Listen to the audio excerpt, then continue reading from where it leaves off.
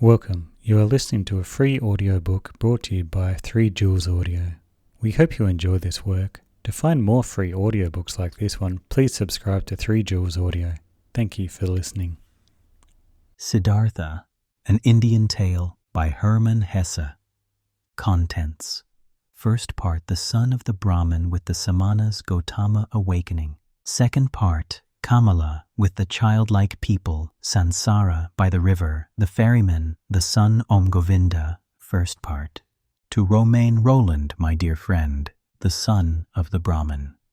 In the shade of the house, in the sunshine of the riverbank near the boats, in the shade of the salwood forest, in the shade of the fig tree is where Siddhartha grew up, the handsome son of the Brahmin, the young falcon, together with his friend Govinda, son of a Brahmin.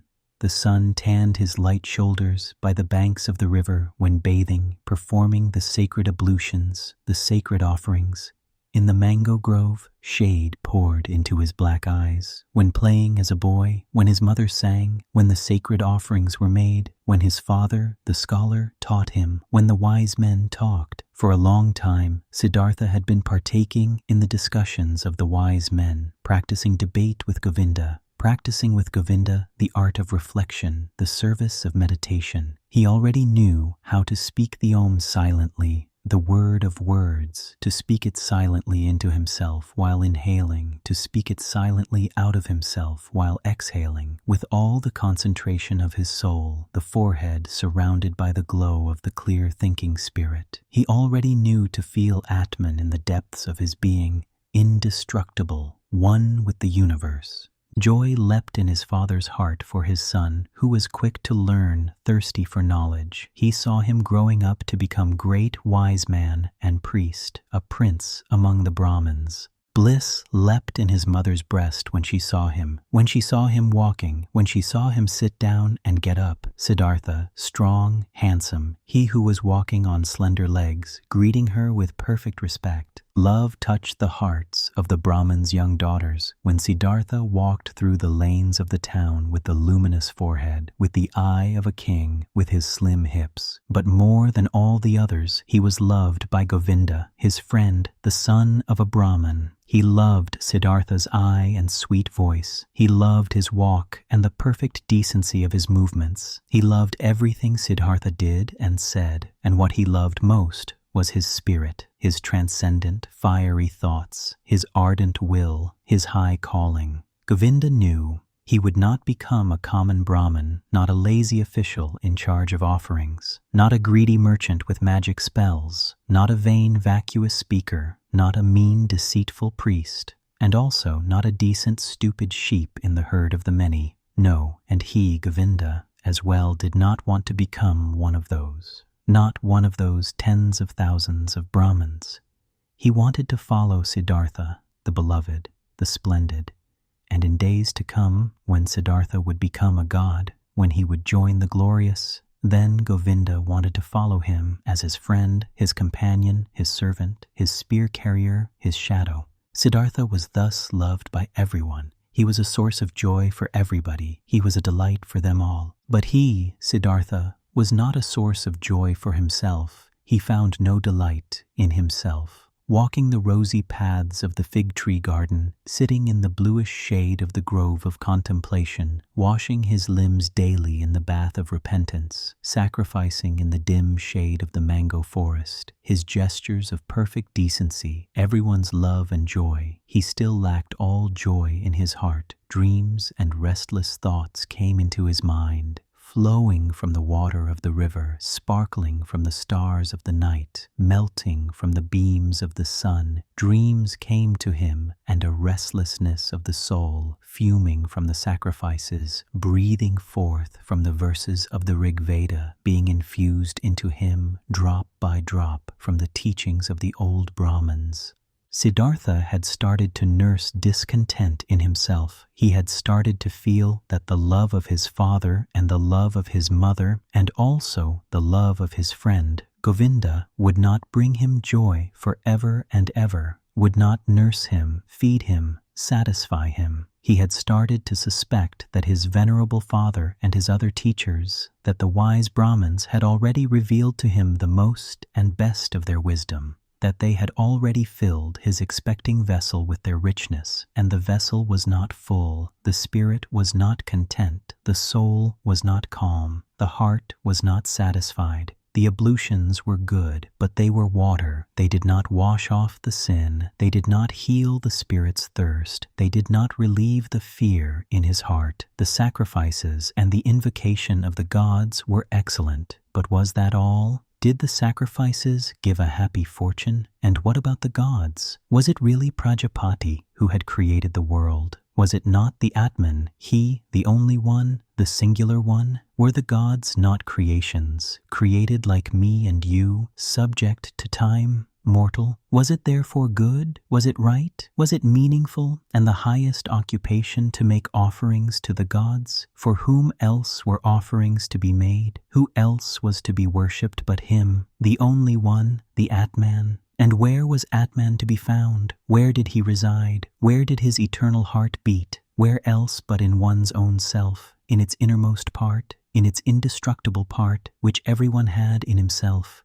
But where was this self, this innermost part, this ultimate part? It was not flesh and bone. It was neither thought nor consciousness. Thus the wisest ones taught. So where was it? To reach this place, the self, myself, the Atman, there was another way, which was worthwhile looking for, alas, and nobody showed this way. Nobody knew it, not the Father, and not the teachers and wise men, not the holy sacrificial songs. They knew everything, the Brahmins and their holy books. They knew everything. They had taken care of everything, and of more than everything, the creation of the world, the origin of speech, of food, of inhaling, of exhaling, the arrangement of the senses, the acts of the gods. They knew infinitely much, but was it valuable to know all of this, not knowing that one and only thing, the most important thing, the solely important thing? Surely, many verses of the holy books, particularly in the Upanishadis of Samaveda, spoke of this innermost and ultimate thing. Wonderful verses.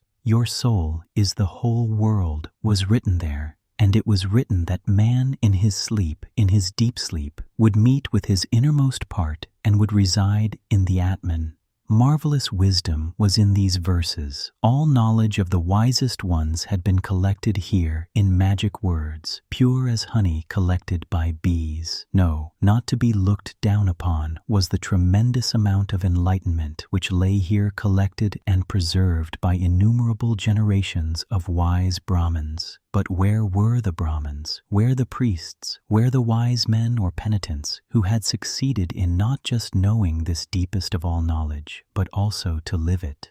Where was the knowledgeable one who wove his spell to bring his familiarity with the Atman out of the sleep into the state of being awake, into the life, into every step of the way, into word and deed? Siddhartha knew many venerable Brahmins, chiefly his father, the pure one, the scholar, the most venerable one. His father was to be admired. Quiet and noble were his manners, pure his life, wise his words, delicate and noble thoughts lived behind its brow. But even he who knew so much, did he live in blissfulness? Did he have peace? Was he not also just a searching man, a thirsty man? Did he not, again and again, have to drink from holy sources as a thirsty man, from the offerings, from the books, from the disputes of the Brahmins? Why did he, the irreproachable one, have to wash off sins every day, strive for a cleansing every day, over and over every day? Was not Atman in him? Did not the pristine source spring from his heart? It had to be found, the pristine source in one's own self. It had to be possessed. Everything else was searching, was a detour, was getting lost. Thus were Siddhartha's thoughts. This was his thirst. This was his suffering.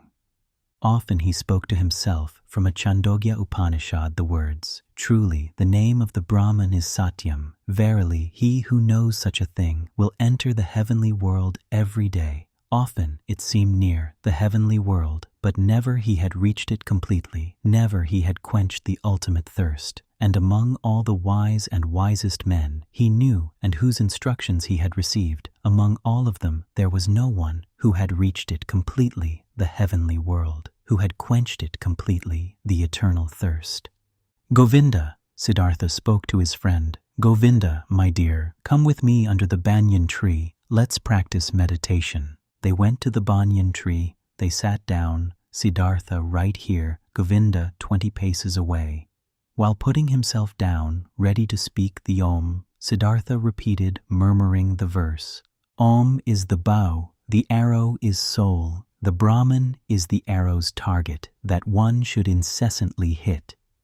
After the usual time of the exercise and meditation had passed, Govinda rose. The evening had come. It was time to perform the evening's ablution. He called Siddhartha's name. Siddhartha did not answer. Siddhartha sat there lost in thought. His eyes were rigidly focused towards a very distant target. The tip of his tongue was protruding a little between the teeth. He seemed not to breathe.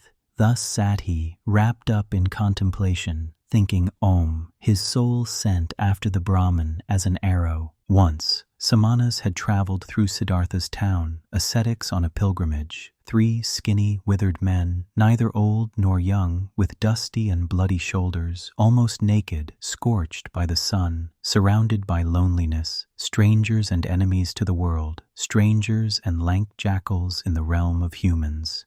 Behind them blew a hot scent of quiet passion, of destructive service, of merciless self-denial. In the evening, after the hour of contemplation, Siddhartha spoke to Govinda. Early tomorrow morning, my friend, Siddhartha will go to the samanas. He will become a samana. Govinda turned pale when he heard these words and read the decision in the motionless face of his friend, unstoppable like the arrow shot from the bow. Soon, and with the first glance, Govinda realized, now it is beginning. Now Siddhartha is taking his own way. Now his fate is beginning to sprout, and with his, my own. And he turned pale like a dry banana skin. "Oh, Siddhartha," he exclaimed, "will your father permit you to do that?" Siddhartha looked over as if he was just waking up. Arrow fast, he read in Govinda's soul, read the fear, read the submission. "Oh Govinda," he spoke quietly, "let's not waste words. Tomorrow, at daybreak, I will begin the life of the samanas. Speak no more of it." Siddhartha entered the chamber where his father was sitting on a mat of bast and stepped behind his father and remained standing there until his father felt that someone was standing behind him. Quoth the Brahman, "Is that you, Siddhartha? Then say what you came to say." Quoth Siddhartha, "With your permission, my father, I came to tell you that it is my longing to leave your house tomorrow and go to the ascetics. My desire is to become a samana. May my father not oppose this." The Brahman fell silent and remained silent for so long that the stars in the small window wandered and changed their relative positions. Ere the silence was broken, silent and motionless, stood the sun with his arms folded. Silent and motionless sat the father on the mat, and the stars traced their paths in the sky. Then spoke the father, "Not proper it is for a Brahman to speak harsh and angry words, but indignation is in my heart. I wish not to hear this request for a second time from your mouth." Slowly the Brahman rose. Siddhartha stood silently, his arms folded. "What are you waiting for?" asked the father. Quoth Siddhartha, "You know what?" Indignant, the father left the chamber. Indignant, he went to his bed and lay down. After an hour, since no sleep had come over his eyes, the Brahman stood up, paced to and fro, and left the house.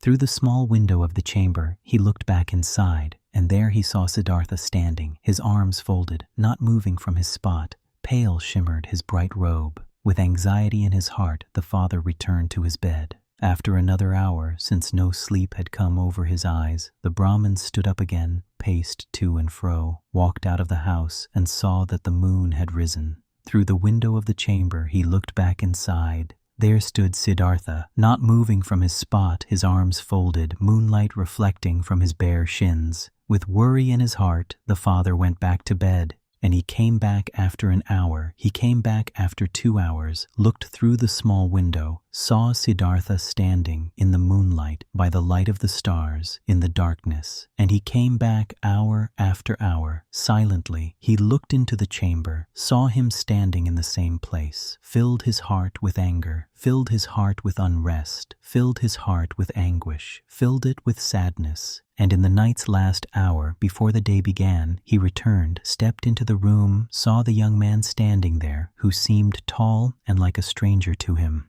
"Siddhartha," he spoke, "what are you waiting for?" "You know what? Will you always stand that way and wait until it becomes morning, noon, and evening? I will stand and wait. You will become tired, Siddhartha. I will become tired. You will fall asleep, Siddhartha. I will not fall asleep. You will die, Siddhartha. I will die. And would you rather die than obey your father?" Siddhartha has always obeyed his father. So will you abandon your plan? Siddhartha will do what his father will tell him to do. The first light of day shone into the room. The Brahmin saw that Siddhartha was trembling softly in his knees. In Siddhartha's face he saw no trembling. His eyes were fixed on a distant spot. Then his father realized that even now Siddhartha no longer dwelt with him in his home, that he had already left him. The father touched Siddhartha's shoulder. "You will," he spoke, "go into the forest and be a samana. When you'll have found blissfulness in the forest, then come back and teach me to be blissful. If you'll find disappointment, then return, and let us once again make offerings to the gods together. Go now and kiss your mother, tell her where you are going to, but for me it is time to go to the river and to perform the first ablution." He took his hand from the shoulder of his son and went outside. Siddhartha wavered to the side as he tried to walk. He put his limbs back under control, bowed to his father, and went to his mother to do as his father had said. As he slowly left on stiff legs in the first light of day, the still quiet town, a shadow rose near the last hut, who had crouched there and joined the pilgrim, Govinda. "You have come," said Siddhartha, and smiled. "I have come," said Govinda, "with the samanas." In the evening of this day they caught up with the ascetics, the skinny samanas, and offered them their companionship and obedience. They were accepted. Siddhartha gave his garments to a poor Brahmin in the street. He wore nothing more than the loincloth and the earth-colored, unsewn cloak. He ate only once a day, and never something cooked. He fasted for 15 days. He fasted for 28 days. The flesh waned from his thighs and cheeks. Feverish dreams flickered from his enlarged eyes. Long nails grew slowly on his parched fingers, and a dry, shaggy beard grew on his chin. His glance turned to ice when he encountered women. His mouth twitched with contempt when he walked through a city of nicely dressed people. He saw merchants trading, princes hunting, mourners wailing for their dead, whores offering themselves, physicians trying to help the sick, priests determining the most suitable day for seeding, lovers loving, mothers nursing their children. And all of this was not worthy of one look from his eye. It all lied, it all stank of lies. It all pretended to be meaningful and joyful and beautiful, and it all was just concealed putrefaction. The world tasted bitter. Life was torture. A goal stood before Siddhartha, a single goal, to become empty, empty of thirst, empty of wishing, empty of dreams, empty of joy and sorrow, dead to himself, not to be a self anymore, to find tranquility with an emptied heart, to be open to miracles and unselfish thoughts. That was his goal. Once all of myself was overcome and had died, once every desire and every urge was silent in the heart, then the ultimate part of me had to awake, the innermost of my being, which is no longer myself, the great secret. Silently, Siddhartha exposed himself to burning rays of the sun directly above, glowing with pain, glowing with thirst, and stood there until he neither felt any pain nor thirst any more. Silently, he stood there in the rainy season. From his hair, the water was dripping over freezing shoulders, over freezing hips and legs, and the penitent stood there until he could not feel the cold in his shoulders and legs any more, until they were silent, until they were quiet. Silently, he cowered in the thorny bushes. Blood dripped from the burning skin. From festering wounds dripped pus, and Siddhartha stayed rigidly, stayed motionless, until no blood flowed anymore, until nothing stung anymore, until nothing burned anymore. Siddhartha sat upright and learned to breathe sparingly, learned to get along with only few breaths, learned to stop breathing. He learned, beginning with the breath, to calm the beat of his heart, learned to reduce the beats of his heart until they were only a few and almost none. Instructed by the oldest of the samanas, Siddhartha practiced self-denial, practiced meditation according to a new samana rules. A heron flew over the bamboo forest, and Siddhartha accepted the heron into his soul, flew over forest and mountains, was a heron, ate fish, felt the pangs of a heron's hunger, spoke the heron's croak, died a heron's death. A dead jackal was lying on the sandy bank, and Siddhartha's soul slipped inside the body, was the dead jackal, lay on the banks, got bloated, stank, decayed, was dismembered by hyenas, was skinned by vultures, turned into a skeleton, turned to dust, was blown across the fields, and Siddhartha's soul returned, had died, had decayed, was scattered as dust, had tasted the gloomy intoxication of the cycle, awaited in new thirst like a hunter in the gap, where he could escape from the cycle, where the end of the causes, where an eternity without suffering began. He killed his senses, he killed his memory, he slipped out of his self into thousands of other forms, was an animal, was carrion, was stone, was wood, was water, and awoke every time to find his old self again. Sun shone, or moon, was his self again, turned round in the cycle, felt thirst, overcame the thirst, felt new thirst. Siddhartha learned a lot when he was with the samanas, many ways leading away from the self he learned to go. He went the way of self-denial by means of pain, through voluntarily suffering and overcoming pain, hunger, thirst, tiredness.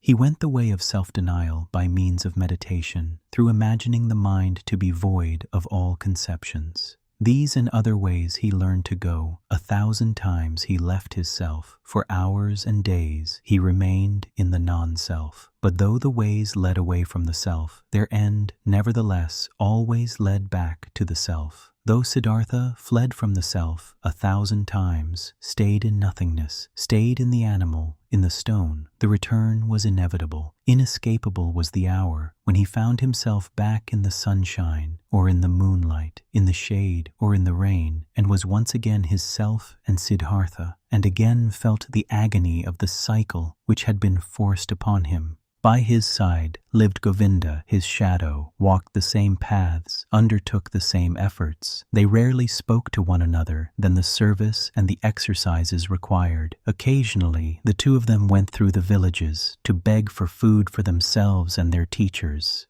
"How do you think, Govinda?" Siddhartha spoke one day while begging this way. "How do you think, did we progress? Did we reach any goals?" Govinda answered, "We have learned and will continue learning. You'll be a great samana, Siddhartha. Quickly, you've learned every exercise. Often the old samanas have admired you. One day, you'll be a holy man, O Siddhartha." Quoth Siddhartha, "I can't help but feel that it is not like this, my friend. What I've learned, being among the samanas, up to this day, this, O Govinda, I could have learned more quickly and by simpler means. In every tavern of that part of a town where the whorehouses are, my friend, among carters and gamblers, I could have learned it." Quoth Govinda, "Siddhartha is putting me on. How could you have learned meditation, holding your breath, insensitivity against hunger and pain there among these wretched people?" And Siddhartha said quietly, as if he was talking to himself, "What is meditation? What is leaving one's body? What is fasting? What is holding one's breath? It is fleeing from the self. It is a short escape of the agony of being a self. It is a short numbing of the senses against the pain and the pointlessness of life.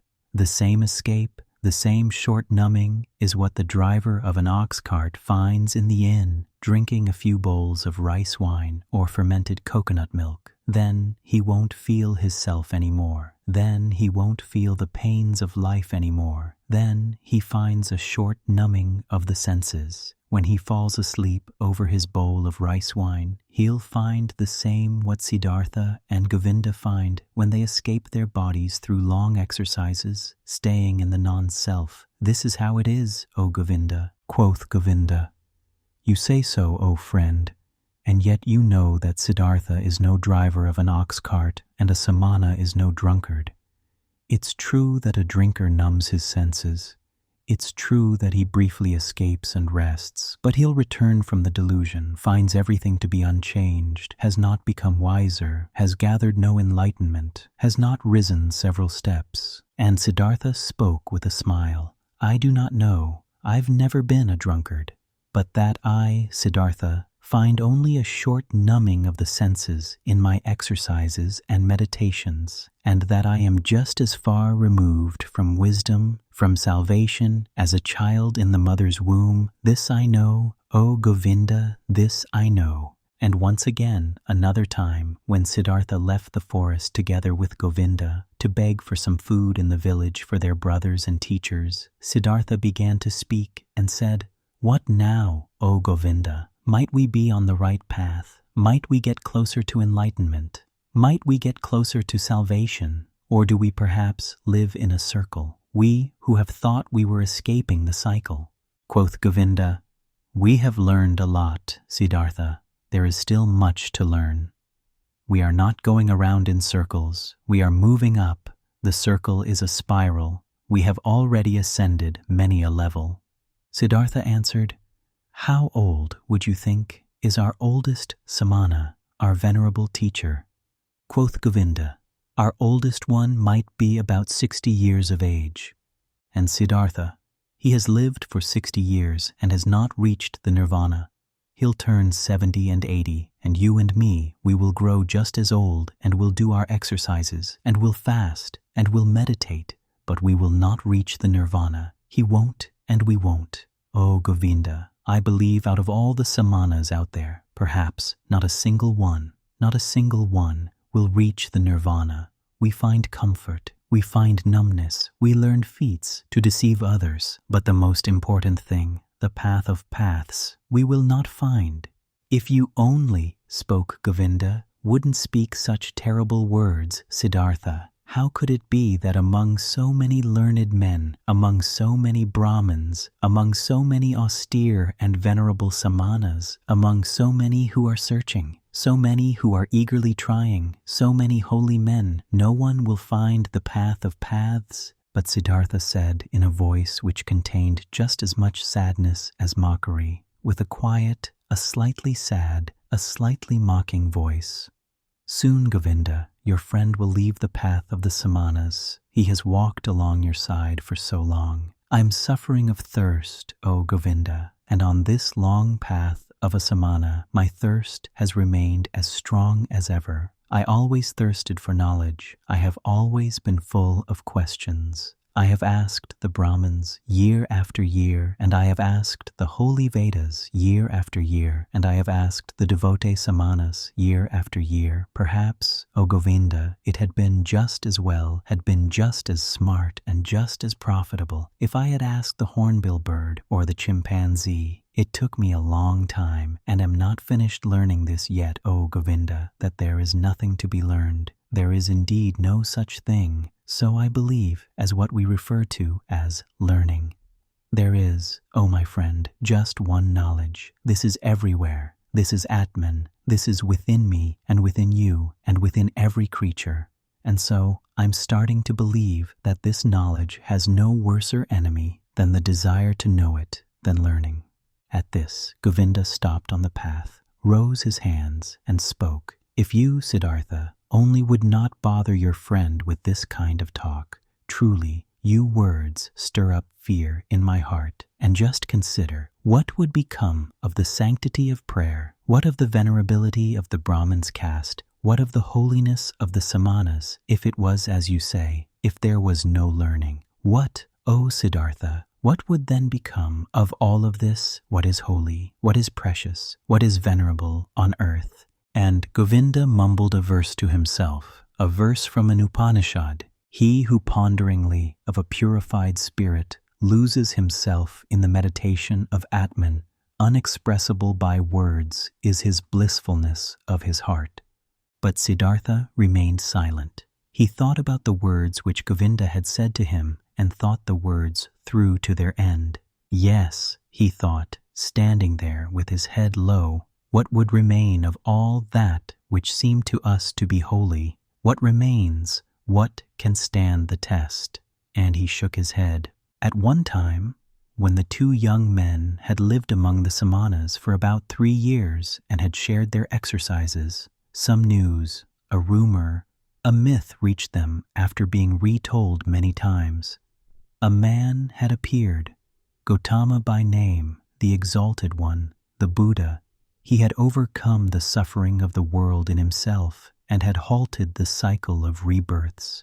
He was said to wander through the land, teaching, surrounded by disciples, without possession, without home, without a wife, in the yellow cloak of an ascetic, but with a cheerful brow, a man of bliss, and Brahmins and princes would bow down before him and would become his students. This myth, this rumor, this legend resounded, its fragrance rose up here and there. In the towns, the Brahmins spoke of it, and in the forest, the samanas. Again and again, the name of Gautama, the Buddha, reached the ears of the young men, with good and with bad talk, with praise and with defamation. It was as if the plague had broken out in a country, and news had been spreading around that in one or another place there was a man, a wise man, a knowledgeable one, whose word and breath was enough to heal everyone who had been infected with the pestilence. And as such, news would go through the land, and everyone would talk about it. Many would believe, many would doubt, but many would get on their way as soon as possible to seek the wise man, the helper, just like this myth ran through the land, that fragrant myth of Gautama, the Buddha, the wise man of the family of Sakya. He possessed, so the believers said, the highest enlightenment. He remembered his previous lives. He had reached the nirvana and never returned into the cycle, was never again submerged in the murky river of physical forms.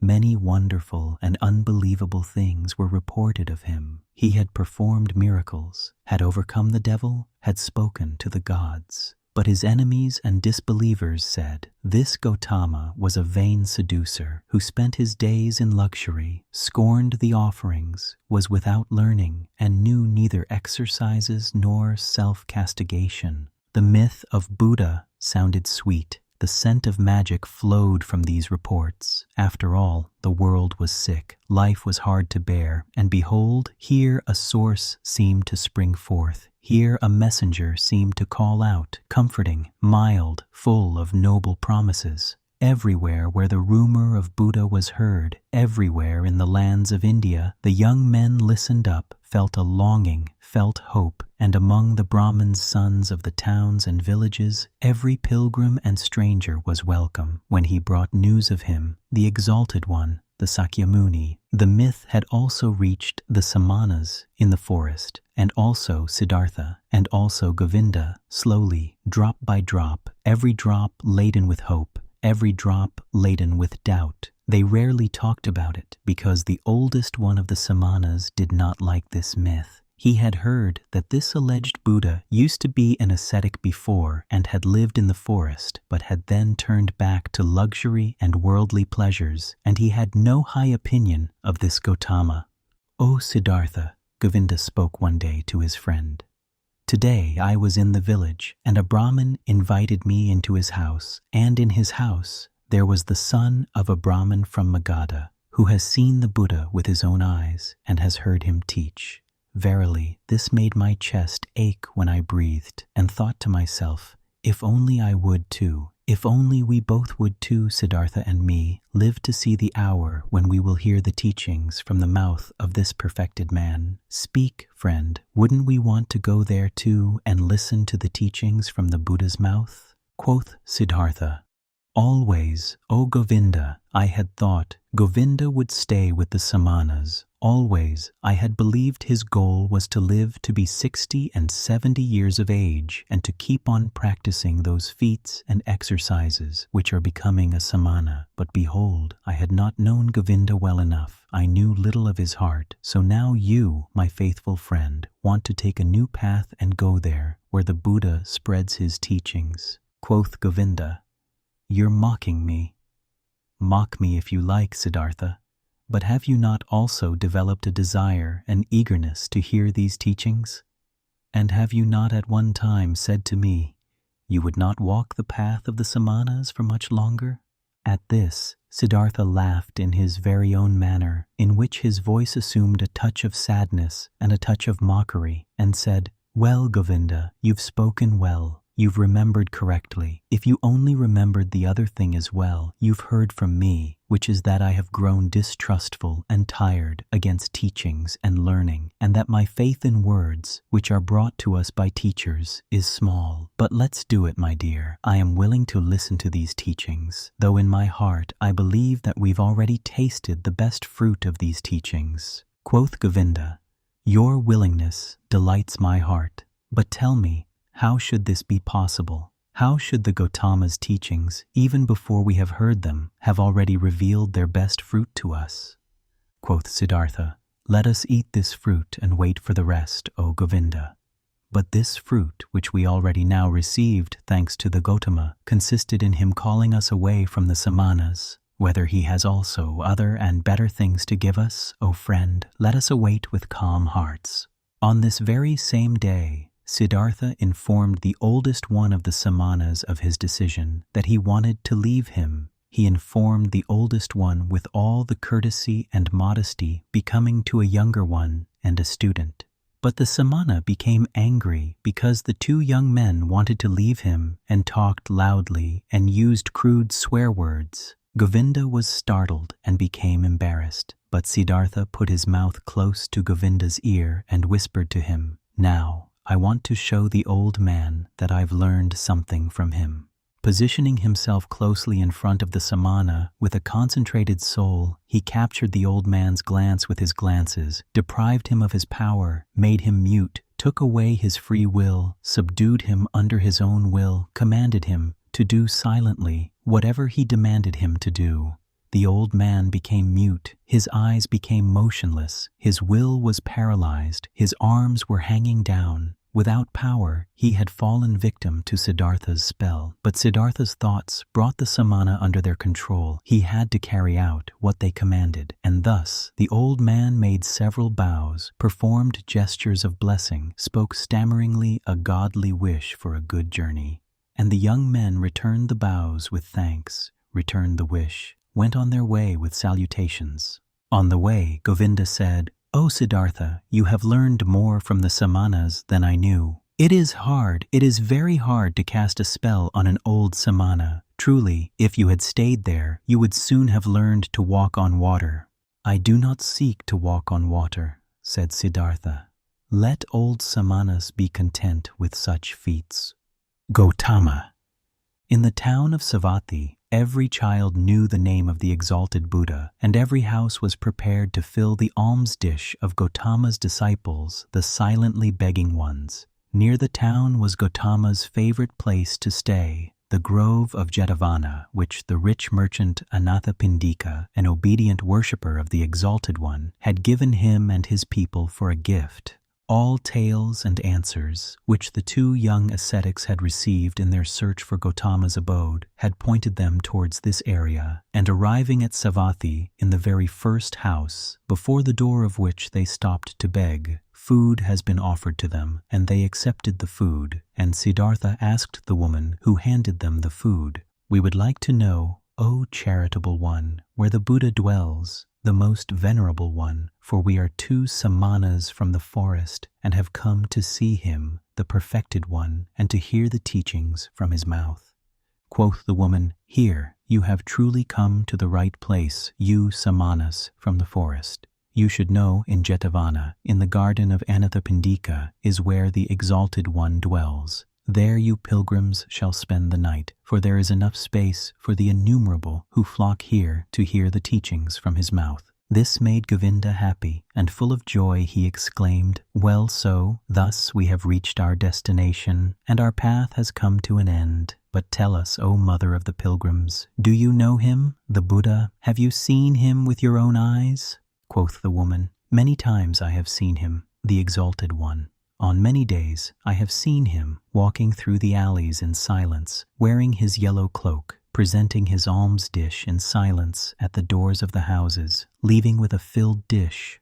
Delightedly, Govinda listened and wanted to ask and hear much more, but Siddhartha urged him to walk on. They thanked and left, and hardly had to ask for directions, for rather many pilgrims and monks as well from Gautama's community were on their way to the Jetavana, and since they reached it at night, there were constant arrivals, shouts, and talk of those who sought shelter and got it. The two Samanas, accustomed to life in the forest, found quickly and without making any noise a place to stay, and rested there until the morning.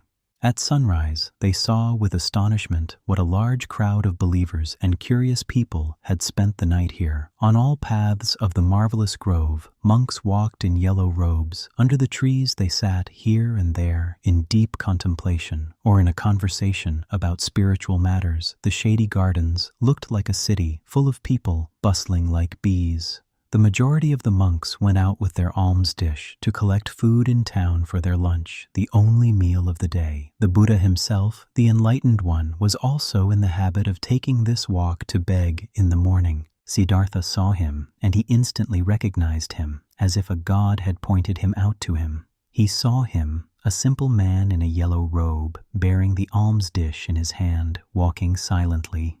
"Look here," Siddhartha said quietly to Govinda. "This one is the Buddha."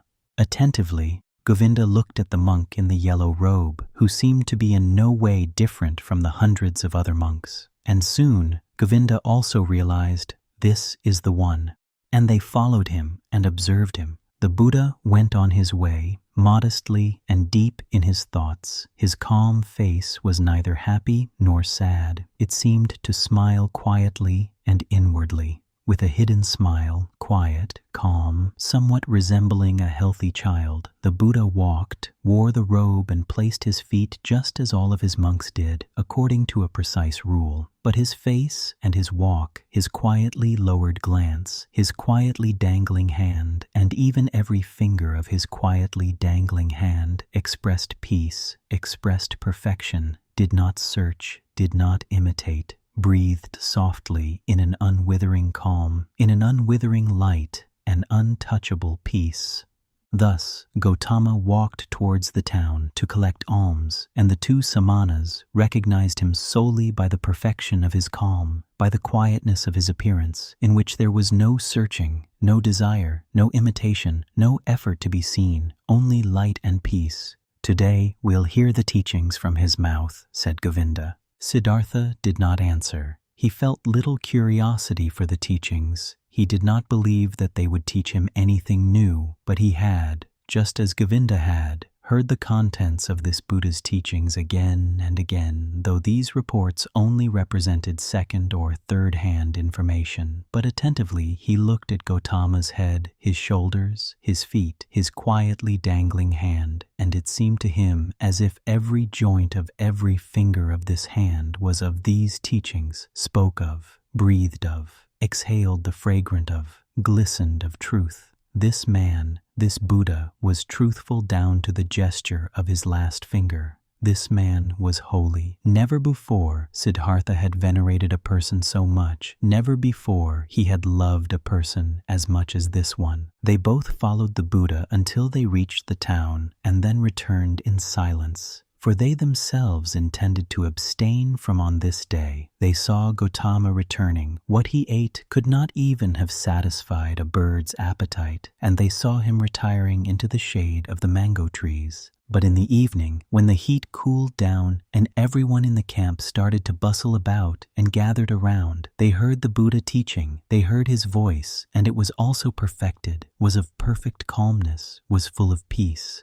Gautama taught the teachings of suffering, of the origin of suffering, of the way to relieve suffering. Calmly and clearly, his quiet speech flowed on. Suffering was life, full of suffering was the world. But salvation from suffering had been found. Salvation was obtained by him who would walk the path of the Buddha. With a soft yet firm voice, the Exalted One spoke, taught the 4 main doctrines, taught the Eightfold Path. Patiently, he went the usual path of the teachings, of the examples, of the repetitions. Brightly and quietly, his voice hovered over the listeners, like a light, like a starry sky. When the Buddha, night had already fallen, ended his speech, many a pilgrim stepped forward and asked to be accepted into the community, sought refuge in the teachings, and Gautama accepted them by speaking. You have heard the teachings well, it has come to you well. Thus join us and walk in holiness, to put an end to all suffering. Behold, then Govinda, the shy one, also stepped forward and spoke. I also take my refuge in the Exalted One and his teachings. And he asked to be accepted into the community of his disciples and was accepted. Right afterwards, when the Buddha had retired for the night, Govinda turned to Siddhartha and spoke eagerly. Siddhartha, it is not my place to scold you. We have both heard the Exalted One. We have both perceived the teachings. Govinda has heard the teachings. He has taken refuge in it. But you, my honored friend, don't you also want to walk the path of salvation? Would you want to hesitate? Do you want to wait any longer? Siddhartha awakened as if he had been asleep when he heard Govinda's words. For a long time he looked into Govinda's face. Then he spoke quietly, in a voice without mockery. Govinda, my friend, now you have taken this step. Now you have chosen this path. Always, O Govinda, you've been my friend. You've always walked one step behind me. Often I have thought, won't Govinda for once also take a step by himself, without me, out of his own soul? Behold, now you've turned into a man and are choosing your path for yourself. I wish that you would go it up to its end, O my friend, that you shall find salvation. Govinda, not completely understanding it yet, repeated his question in an impatient tone. Speak up, I beg you, my dear. Tell me, since it could not be any other way, that you also, my learned friend, will take your refuge with the Exalted Buddha. Siddhartha placed his hand on Govinda's shoulder. You failed to hear my good wish for you, O Govinda. I'm repeating it. I wish that you would go this path up to its end, that you shall find salvation. In this moment, Govinda realized that his friend had left him, and he started to weep. Siddhartha, he exclaimed lamentingly. Siddhartha kindly spoke to him. Don't forget, Govinda, that you are now one of the samanas of the Buddha. You have renounced your home and your parents, renounced your birth and possessions, renounced your free will, renounced all friendship. This is what the teachings require. This is what the Exalted One wants. This is what you wanted for yourself. Tomorrow, O Govinda, I'll leave you. For a long time, the friends continued walking in the grove. For a long time, they lay there and found no sleep. And over again, Govinda urged his friend he should tell him why he would not want to seek refuge in Gautama's teachings, what fault he would find in these teachings. But Siddhartha turned him away every time and said, Be content, Govinda. Very good are the teachings of the Exalted One. How could I find a fault in them? Very early in the morning, a follower of Buddha, one of his oldest monks, went through the garden and called all those to him who had as novices taken their refuge in the teachings, to dress them up in the yellow robe and to instruct them in the first teachings and duties of their position. Then Govinda broke loose, embraced once again his childhood friend, and left with the novices. But Siddhartha walked through the grove, lost in thought. Then he happened to meet Gautama, the Exalted One, and when he greeted him with respect and the Buddha's glance was so full of kindness and calm, the young man summoned his courage and asked the Venerable One for the permission to talk to him. Silently, the Exalted One nodded his approval. Quoth Siddhartha, "Yesterday, O Exalted One, I had been privileged to hear your wondrous teachings. Together with my friend, I had come from afar to hear your teachings. And now my friend is going to stay with your people. He has taken his refuge with you, but I will again start on my pilgrimage." "As you please," the Venerable One spoke politely. "Too bold is my speech," Siddhartha continued, "but I do not want to leave the Exalted One without having honestly told him my thoughts. Does it please the Venerable One to listen to me for one moment longer?" Silently, the Buddha nodded his approval. Quoth Siddhartha, "One thing, O most Venerable One, I have admired in your teachings most of all. Everything in your teachings is perfectly clear, is proven. You are presenting the world as a perfect chain, a chain which is never and nowhere broken, an eternal chain, the links of which are causes and effects. Never before this has been seen so clearly. Never before this has been presented so irrefutably. Truly, the heart of every Brahmin has to beat stronger with love once he has seen the world through your teachings perfectly connected, without gaps, clear as a crystal, not depending on chance, not depending on gods, whether it may be good or bad, whether living according to it would be suffering or joy. I do not wish to discuss, possibly this is not essential, but the uniformity of the world, that everything which happens is connected, that the great and the small things are all encompassed by the same forces of time, by the same law of causes, of coming into being and of dying. This is what shines brightly out of your exalted teachings, O Perfected One. But according to your very own teachings, this unity and necessary sequence of all things is nevertheless broken in one place. Through a small gap, this world of unity is invaded by something alien, something new, something which had not been there before and which cannot be demonstrated and cannot be proven. These are your teachings of overcoming the world, of salvation. But with this small gap, with this small breach, the entire eternal and uniform law of the world is breaking apart again and becomes void. Please forgive me for expressing this objection. Quietly, Gautama had listened to him, unmoved. Now he spoke, the Perfected One, with his kind, with his polite and clear voice. "You've heard the teachings, O son of a Brahmin, and good for you that you've thought about it thus deeply. You've found a gap in it, an error. You should think about this further, but be warned, O seeker of knowledge, of the thicket of opinions and of arguing about words. There is nothing to opinions. They may be beautiful or ugly, smart or foolish. Everyone can support them or discard them. But the teachings you've heard from me are no opinion, and their goal is not to explain the world to those who seek knowledge.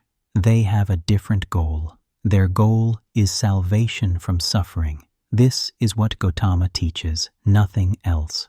I wish that you, O Exalted One, would not be angry with me," said the young man. "I have not spoken to you like this to argue with you, to argue about words. You are truly right. There is little to opinions. But let me say this one more thing. I have not doubted in you for a single moment. I have not doubted for a single moment that you are Buddha, that you have reached the goal, the highest goal towards which so many thousands of Brahmins and sons of Brahmins are on their way. You have found salvation from death. It has come to you in the course of your own search, on your own path, through thoughts, through meditation, through realizations, through enlightenment. It has not come to you by means of teachings, and thus is my thought, O Exalted One. Nobody will obtain salvation by means of teachings. You will not be able to convey and say to anybody, O Venerable One, in words and through teachings, what has happened to you in the hour of enlightenment. The teachings of the enlightened Buddha contain much. It teaches many to live righteously, to avoid evil. But there is one thing which these so clear, these so venerable teachings do not contain. They do not contain the mystery of what the Exalted One has experienced for himself, he alone among hundreds of thousands. This is what I have thought and realized when I have heard the teachings.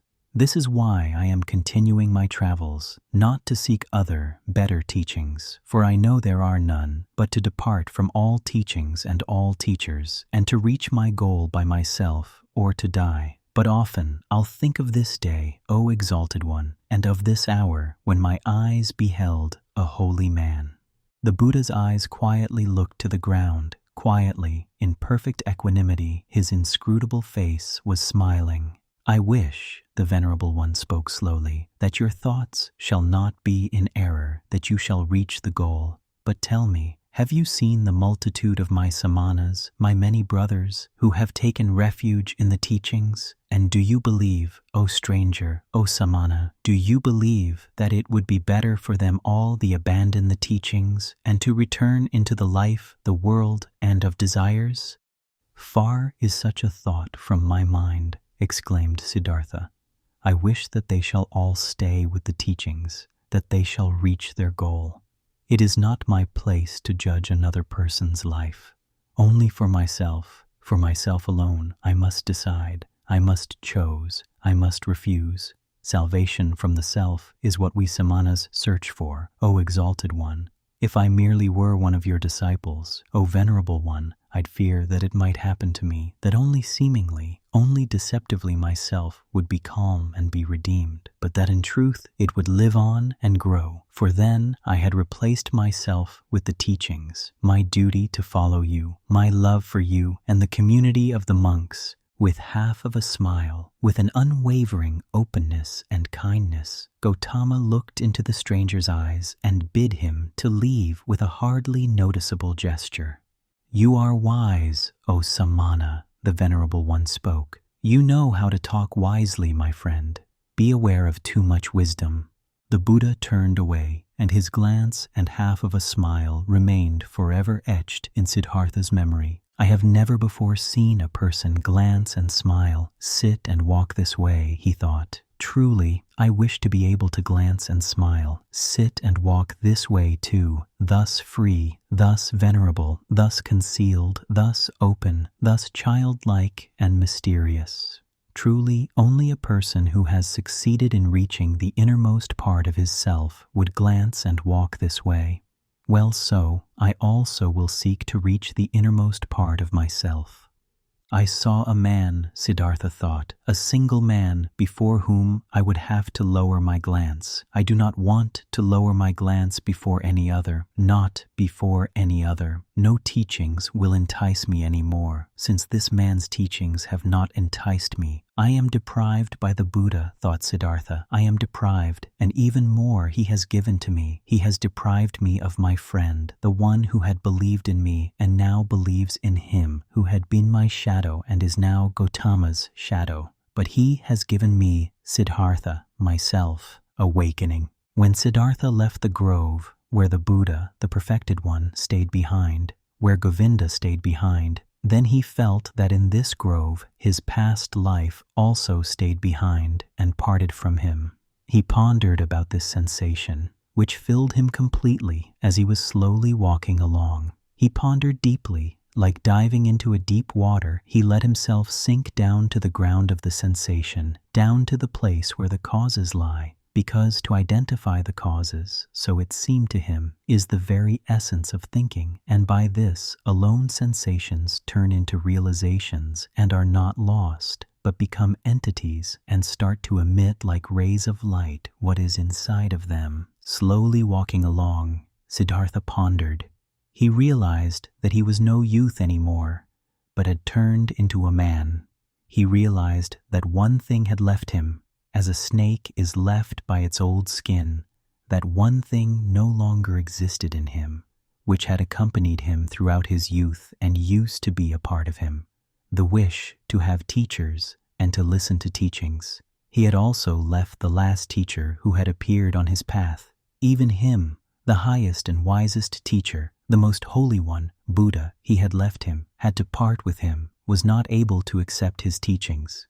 Slower, he walked along in his thoughts and asked himself, "But what is this, what you have sought to learn from teachings and from teachers, and what they, who have taught you much, were still unable to teach you?" And he found, it was the self, the purpose and essence of which I sought to learn. It was the self I wanted to free myself from, which I sought to overcome, but I was not able to overcome it, could only deceive it, could only flee from it, only hide from it. Truly, no thing in this world has kept my thoughts thus busy as this my very own self, this mystery of me being alive, of me being one and being separated and isolated from all others, of me being Siddhartha, and there is no thing in this world I know less about than about me, about Siddhartha. Having been pondering while slowly walking along, he now stopped as these thoughts caught hold of him, and right away another thought sprang forth from these, a new thought, which was, that I know nothing about myself, that Siddhartha has remained thus alien and unknown to me, stems from one cause, a single cause. I was afraid of myself, I was fleeing from myself.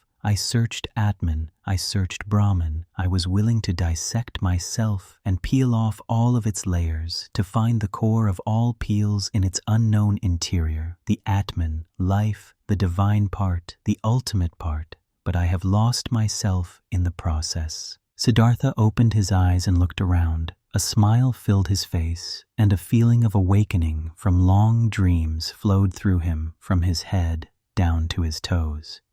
And it was not long before he walked again, walked quickly like a man who knows what he has got to do. "Oh," he thought, taking a deep breath, "now I would not let Siddhartha escape from me again.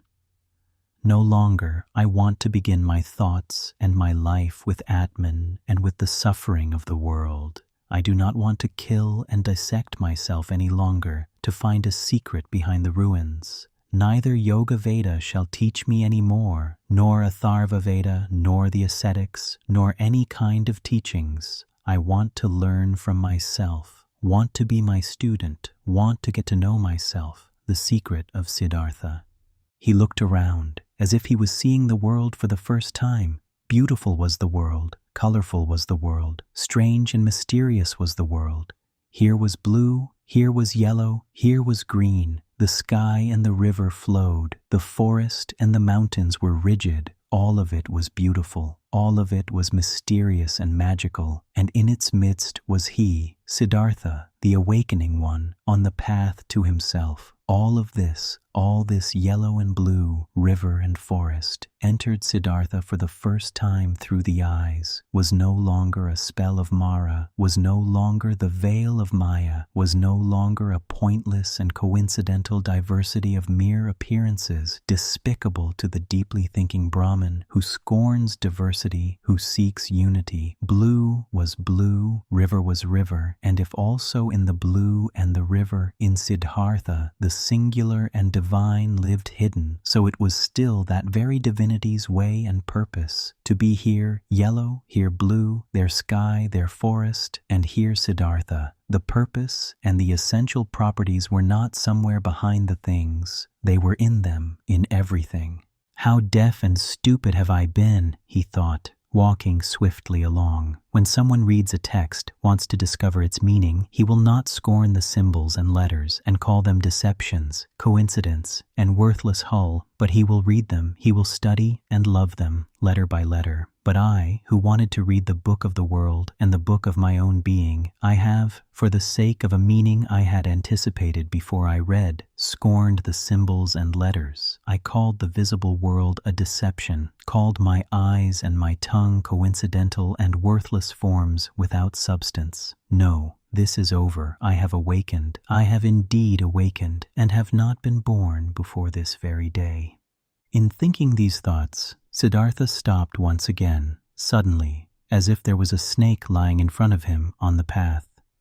Because suddenly he had also become aware of this. He, who was indeed like someone who had just woken up or like a newborn baby, he had to start his life anew and start again at the very beginning. When he had left in this very morning from the grove Jetavana, the grove of that exalted one, already awakening, already on the path towards himself. He had every intention regarded as natural and took for granted that he, after years as an ascetic, would return to his home and his father. But now, only in this moment, when he stopped as if a snake was lying on his path, he also awoke to this realization. But I am no longer the one I was. I am no ascetic anymore. I am not a priest anymore. I am no Brahmin anymore. Whatever should I do at home and at my father's place? Study, make offerings, practice meditation, but all this is over. All of this is no longer alongside my path. Motionless, Siddhartha remained standing there, and for the time of one moment and breath, his heart felt cold. He felt a cold in his chest, as a small animal, a bird or a rabbit, would when seeing how alone he was. For many years he had been without home and had felt nothing. Now he felt it. Still, even in the deepest meditation, he had been his father's son, had been a Brahmin of a high caste, a cleric. Now he was nothing but Siddhartha, the awoken one. Nothing else was left. Deeply he inhaled, and for a moment he felt cold and shivered. Nobody was thus alone as he was. There was no nobleman who did not belong to the noblemen, no worker that did not belong to the workers, and found refuge with them, shared their life, spoke their language. No Brahmin who would not be regarded as Brahmins and lived with them. No ascetic who would not find his refuge in the caste of the Samanas. And even the most forlorn hermit in the forest was not just one and alone. He was also surrounded by a place he belonged to. He also belonged to a caste in which he was at home. Govinda had become a monk, and 1,000 monks were his brothers, wore the same robe as he, believed in his faith, spoke his language. But he, Siddhartha, where did he belong to? With whom would he share his life? Whose language would he speak? Out of this moment, when the world melted away all around him, when he stood alone like a star in the sky, out of this moment of a cold and despair, Siddhartha emerged, more a self than before, more firmly concentrated. He felt this had been the last tremor of the awakening, the last struggle of this birth. And it was not long until he walked again, in long strides, started to proceed swiftly and impatiently, heading no longer for home, no longer to his father, no longer back. Second part, dedicated to Wilhelm Gundert, my cousin in Japan.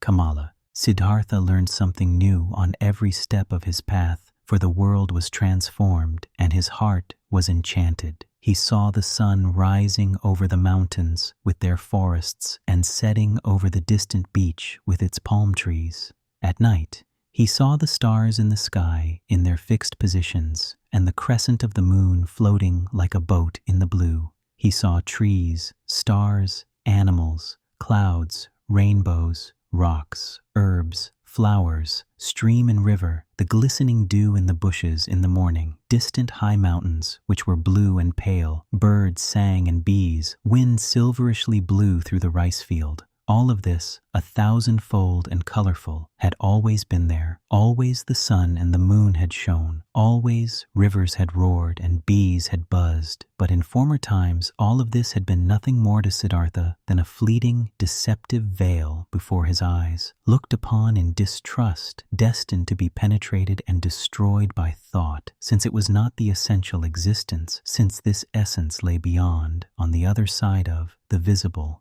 But now his liberated eyes stayed on this side. He saw and became aware of the visible, sought to be at home in this world, did not search for the true essence, did not aim at a world beyond. Beautiful was this world, looking at it thus, without searching, thus simply, thus childlike. Beautiful were the moon and the stars. Beautiful was the stream and the banks, the forest and the rocks, the goat and the gold beetle, the flower and the butterfly. Beautiful and lovely it was, thus to walk through the world, thus childlike, thus awoken, thus open to what is near, thus without distrust. Differently the sun burnt the head, differently the shade of the forest cooled him down, differently the stream and the cistern, the pumpkin and the banana tasted. Short were the days, short the nights, every hour sped swiftly away like a sail on the sea. and under the sail was a ship full of treasures, full of joy.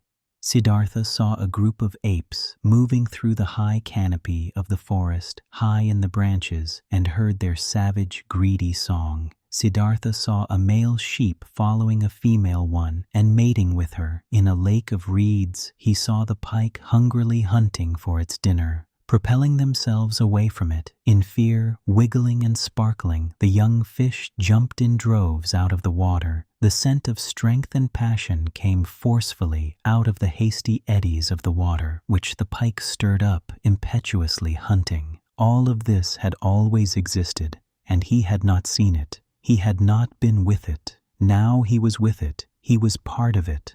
Light and shadow ran through his eyes. Stars and moon ran through his heart. On the way, Siddhartha also remembered everything he had experienced in the garden Jetavana, the teaching he had heard there, the divine Buddha, the farewell from Govinda, the conversation with the Exalted One.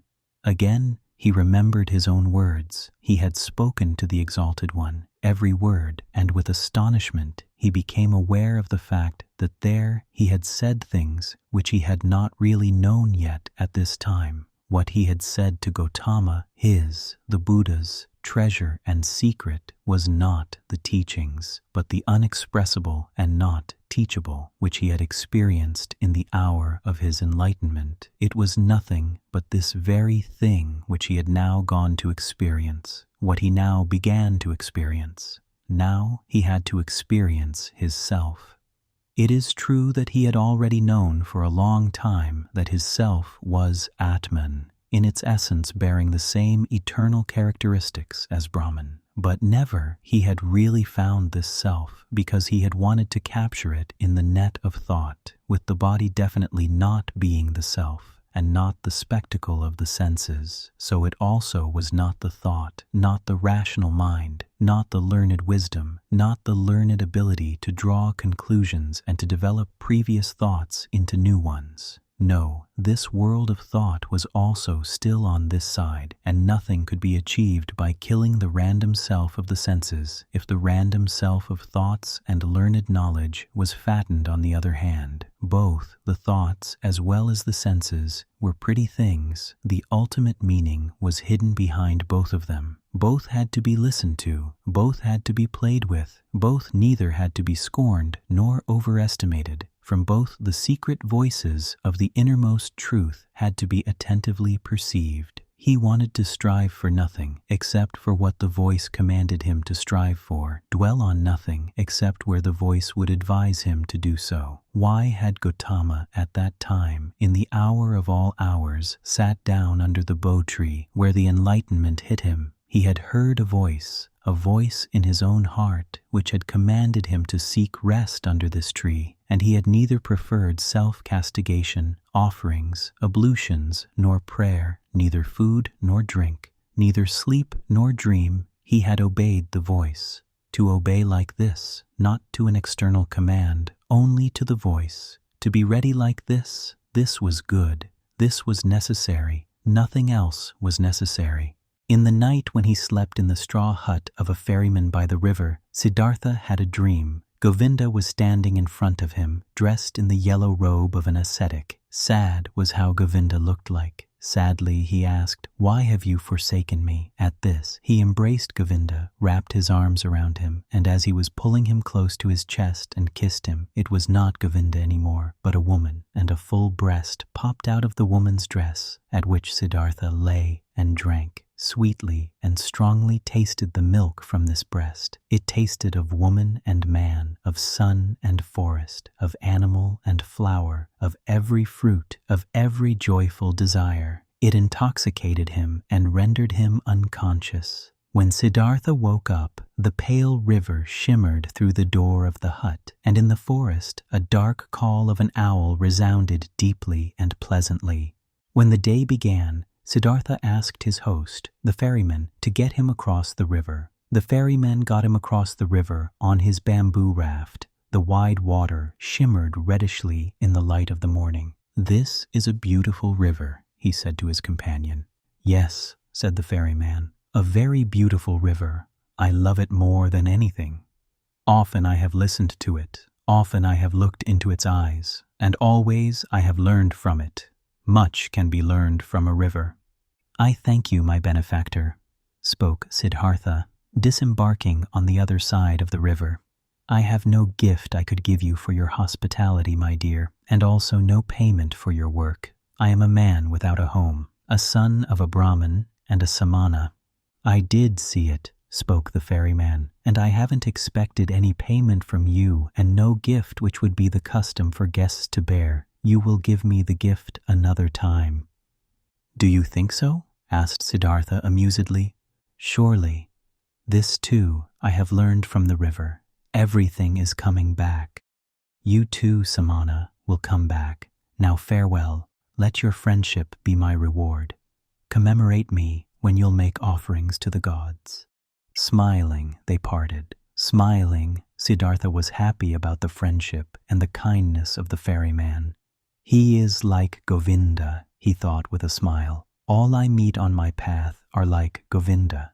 All are thankful, though they are the ones who would have a right to receive thanks. All are submissive. All would like to be friends, like to obey, think little. Like children are all people.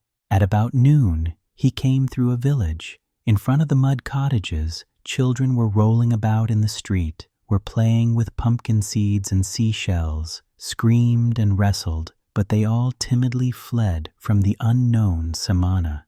In the end of the village, the path led through a stream, and by the side of the stream, a young woman was kneeling and washing clothes. When Siddhartha greeted her, she lifted her head and looked up to him with a smile, so that he saw the white in her eyes glistening. He called out a blessing to her, as it is the custom among travelers, and asked how far he still had to go to reach the large city. Then she got up and came to him. Beautifully, her wet mouth was shimmering in her young face. She exchanged humorous banter with him, asked whether he had eaten already, and whether it was true that the samanas slept alone in the forest at night and were not allowed to have any women with them. While talking, she put her left foot on his right one and made a movement as a woman does who would want to initiate that kind of sexual pleasure with a man, which the textbooks call climbing a tree. Siddhartha felt his blood heating up, and since in this moment he had to think of his dream again, he bent slightly down to the woman and kissed with his lips the brown nipple of her breast. Looking up, he saw her face smiling full of lust, and her eyes with contracted pupils begging with desire. Siddhartha also felt desire and felt the source of his sexuality moving. But since he had never touched a woman before, he hesitated for a moment, while his hands were already prepared to reach out for her, and in this moment he heard, shuddering with awe, the voice of his innermost self, and this voice said, "No." Then all charms disappeared from the young woman's smiling face. He no longer saw anything else but the damp glance of a female animal in heat.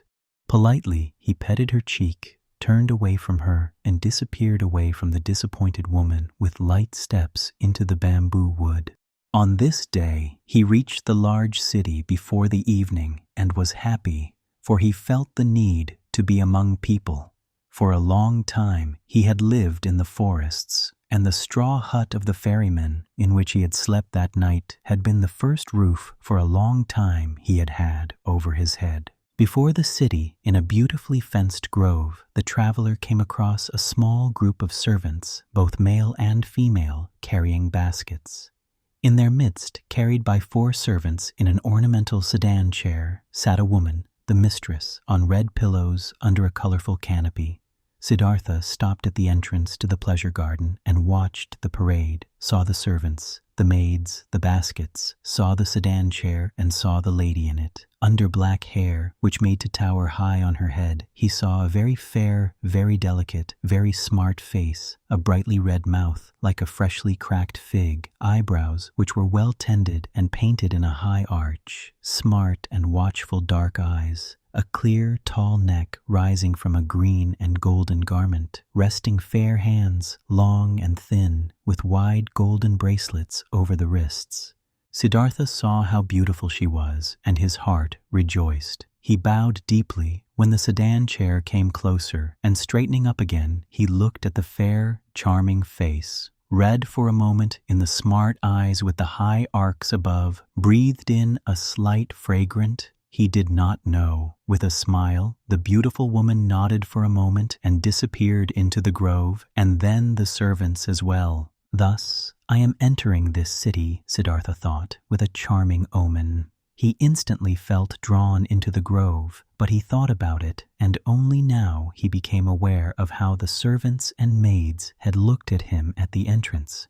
How despicable, how distrustful, how rejecting.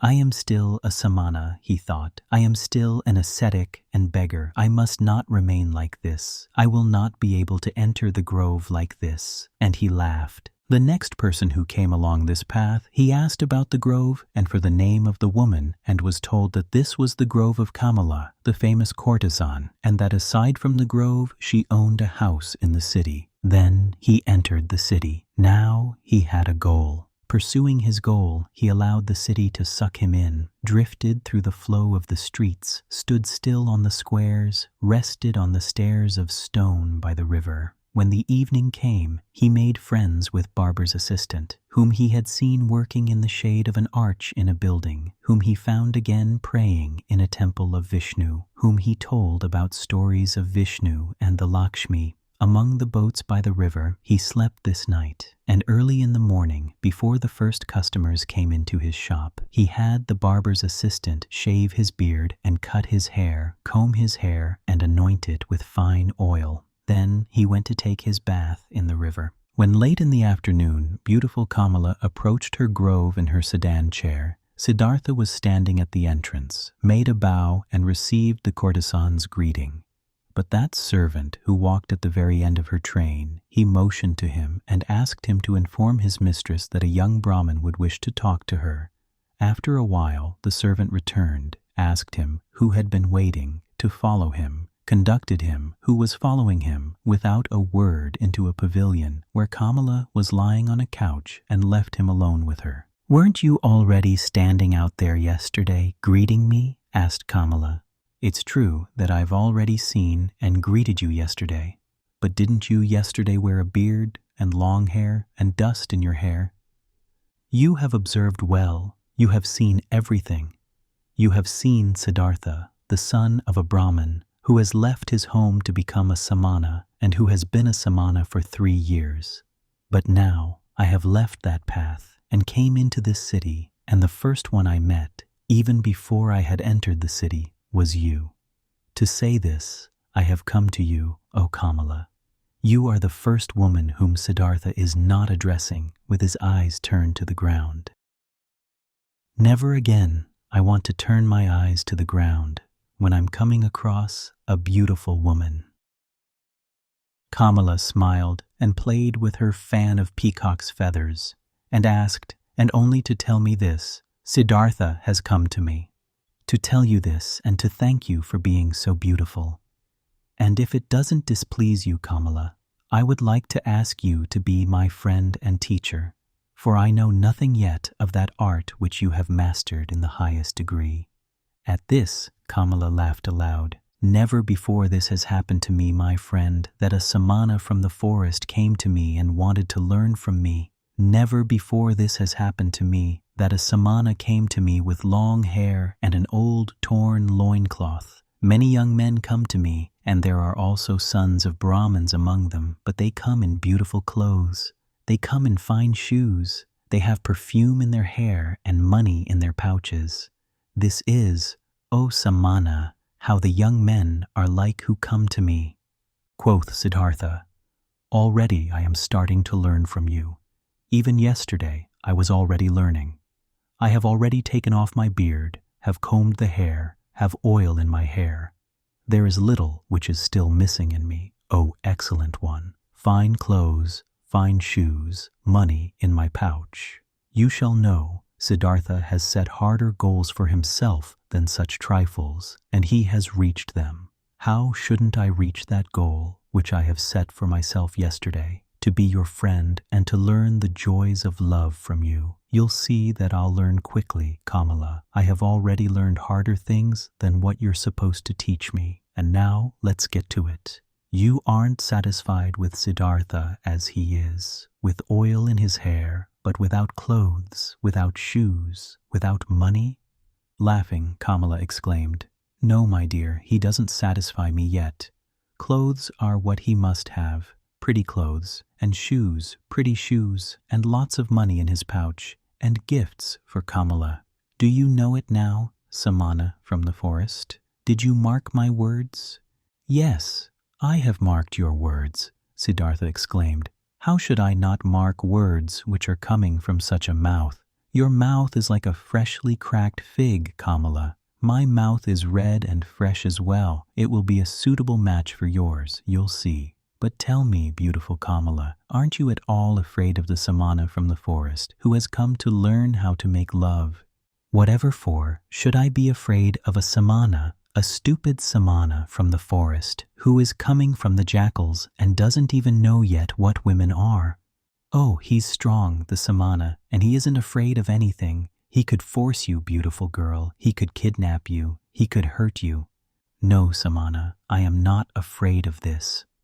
Did any samana or Brahmin ever fear someone might come and grab him and steal his learning and his religious devotion and his depth of thought? No, for they are his very own, and he would only give away from those whatever he is willing to give and to whomever he is willing to give. Like this it is, precisely like this, it is also with Kamala and with the pleasures of love. Beautiful and red is Kamala's mouth, but just try to kiss it against Kamala's will, and you will not obtain a single drop of sweetness from it, which knows how to give so many sweet things. You are learning easily, Siddhartha. Thus you should also learn this. Love can be obtained by begging, buying, receiving it as a gift, finding it in the street, but it cannot be stolen. In this you have come up with the wrong path. No, it would be a pity if a pretty young man like you would want to tackle it in such a wrong manner.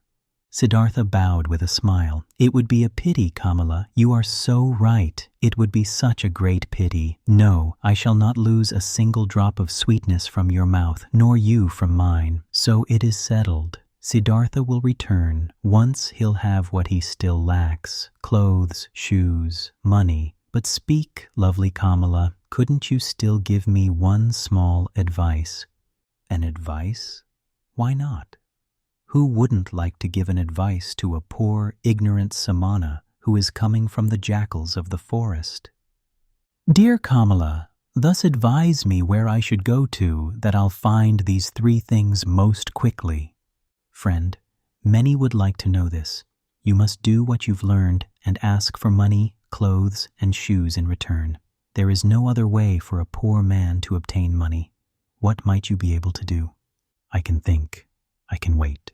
I can fast. Nothing else? Nothing. But yes, I can also write poetry. Would you like to give me a kiss for a poem? I would like to, if I'll like your poem. What would be its title? Siddhartha spoke, after he had thought about it for a moment, these verses.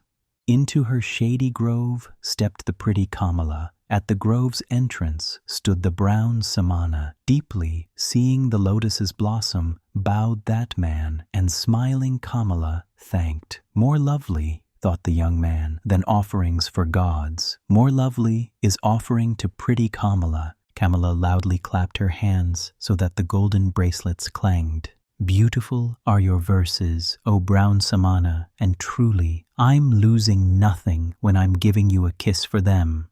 She beckoned him with her eyes. He tilted his head so that his face touched hers and placed his mouth on that mouth, which was like a freshly cracked fig. For a long time, Kamala kissed him, and with a deep astonishment, Siddhartha felt how she taught him, how wise she was, how she controlled him, rejected him, lured him, and how after this first one there was to be a long, a well-ordered, well-tested sequence of kisses, every one different from the others. He was still to receive. Breathing deeply, he remained standing where he was, and was in this moment astonished like a child about the cornucopia of knowledge and things worth learning, which revealed itself before his eyes.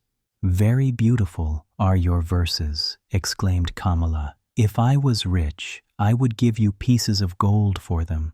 but it will be difficult for you to earn thus much money with verses as you need, for you need a lot of money if you want to be Kamala's friend."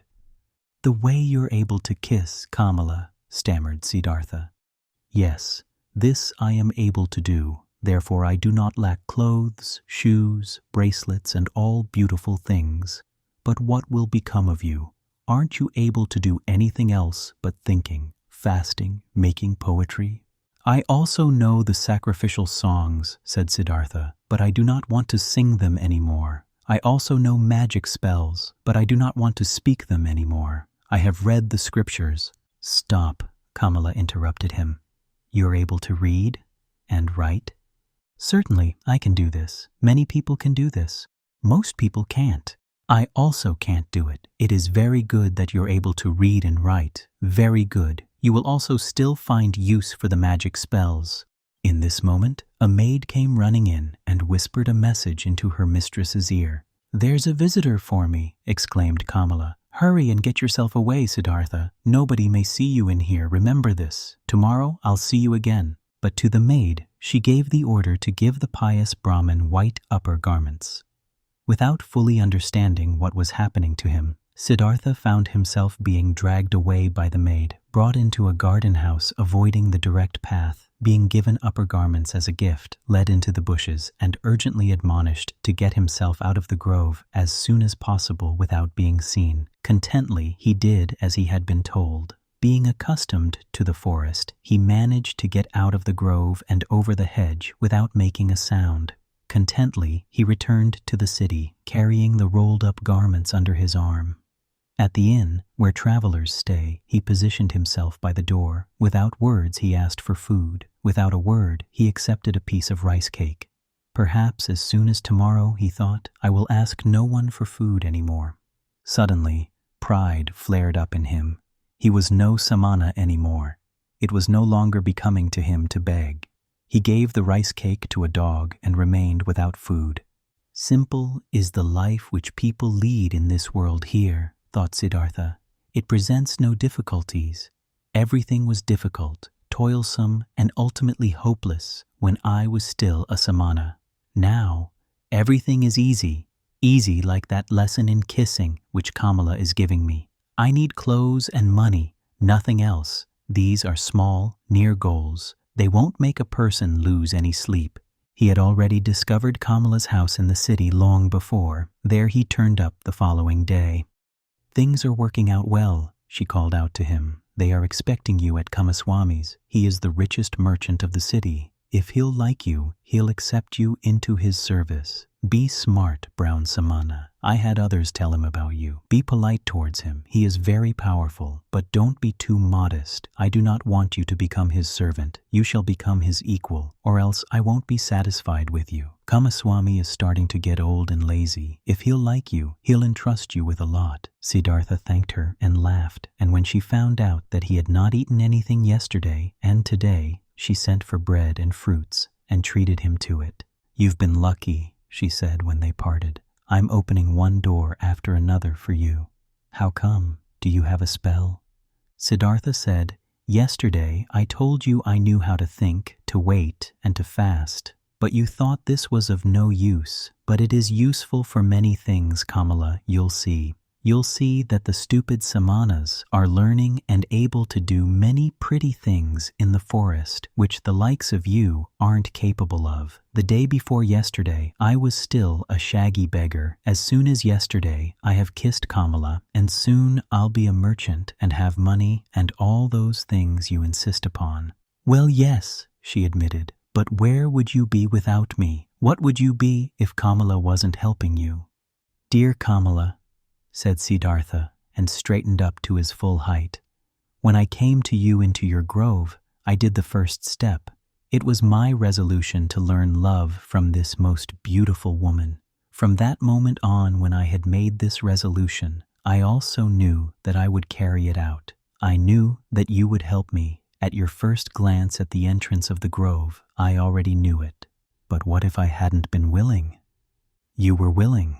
Look, Kamala, when you throw a rock into the water, it will speed on the fastest course to the bottom of the water. This is how it is when Siddhartha has a goal, a resolution. Siddhartha does nothing. He waits, he thinks, he fasts, but he passes through the things of the world like a rock through water, without doing anything, without stirring. He is drawn, he lets himself fall. His goal attracts him because he doesn't let anything enter his soul which might oppose the goal. This is what Siddhartha has learned among the samanas. This is what fools call magic, and of which they think it would be affected by means of the demons. Nothing is affected by demons. There are no demons. Everyone can perform magic. Everyone can reach his goals if he is able to think, if he is able to wait, if he is able to fast. Kamala listened to him. She loved his voice. She loved the look from his eyes. "Perhaps it is so," she said quietly, "as you say, friend. But perhaps it is also like this, that Siddhartha is a handsome man, that his glance pleases the women, that therefore good fortune is coming towards him."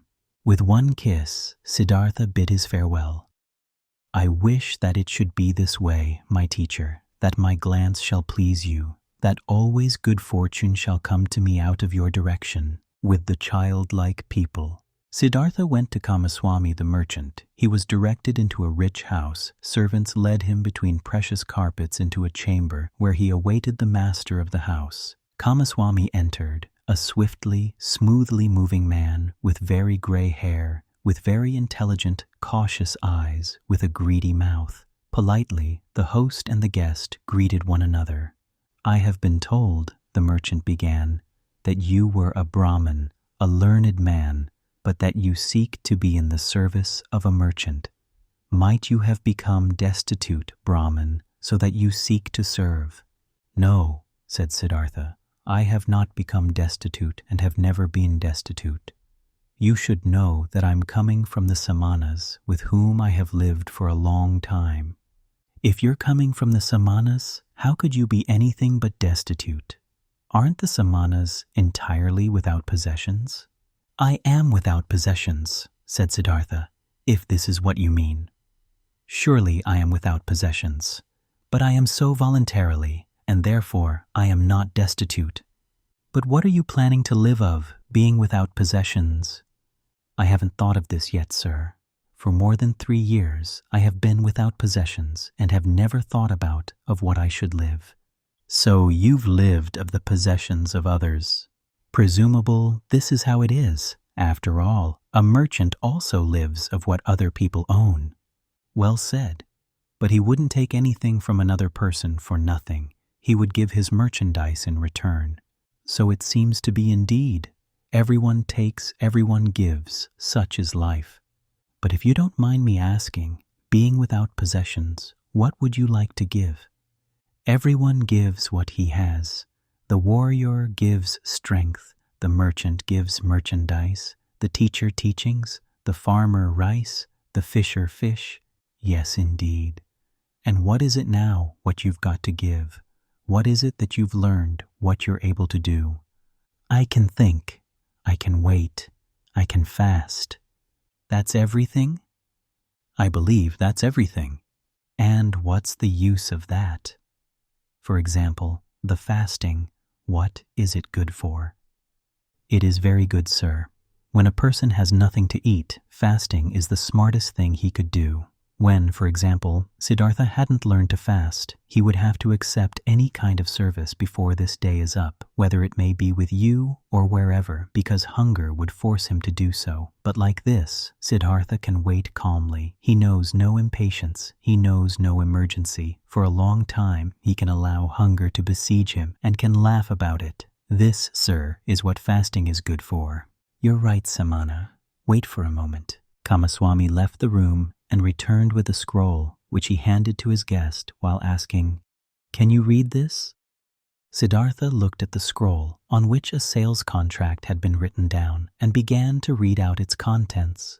"Excellent," said Kamaswami, "and would you write something for me on this piece of paper?" He handed him a piece of paper and a pen, and Siddhartha wrote and returned the paper. Kamaswami read, "Writing is good. Thinking is better. Being smart is good. Being patient is better.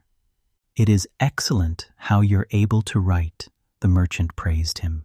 "Many a thing we will still have to discuss with one another. For today, I'm asking you to be my guest and to live in this house." Siddhartha thanked and accepted and lived in the dealer's house from now on. Clothes were brought to him and shoes, and every day a servant prepared a bath for him.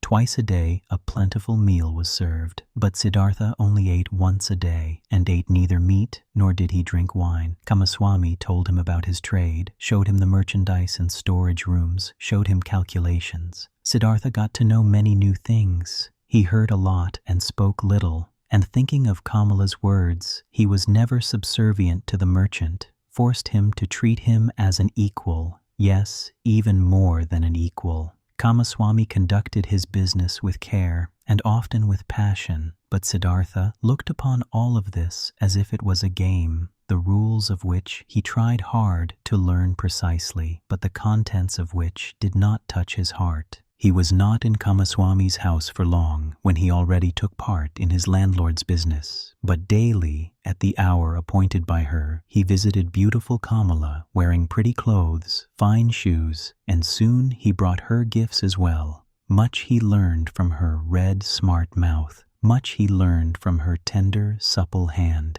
Him who was, regarding love, still a boy and had a tendency to plunge blindly and insatiably into lust like into a bottomless pit. Him she taught, thoroughly starting with the basics, about that school of thought which teaches that pleasure cannot be taken without giving pleasure, and that every gesture, every caress, every touch, every look, every spot of the body, however small it was, had its secret, which would bring happiness to those who know about it and unleash it. She taught him that lovers must not part from one another after celebrating love, without one admiring the other, without being just as defeated as they have been victorious, so that none of them should start feeling fed up or bored and get that evil feeling of having abused or having been abused. Wonderful hours he spent with the beautiful and smart artist, became her student, her lover, her friend. Here with Kamala was the worth and purpose of his present life, not with the business of Kamaswami. The merchant passed duties of writing important letters and contracts onto him and got into the habit of discussing all important affairs with him. He soon saw that Siddhartha knew little about rice and wool, shipping and trade, but that he acted in a fortunate manner, and that Siddhartha surpassed him, the merchant, in calmness and equanimity, and in the art of listening and deeply understanding previously unknown people.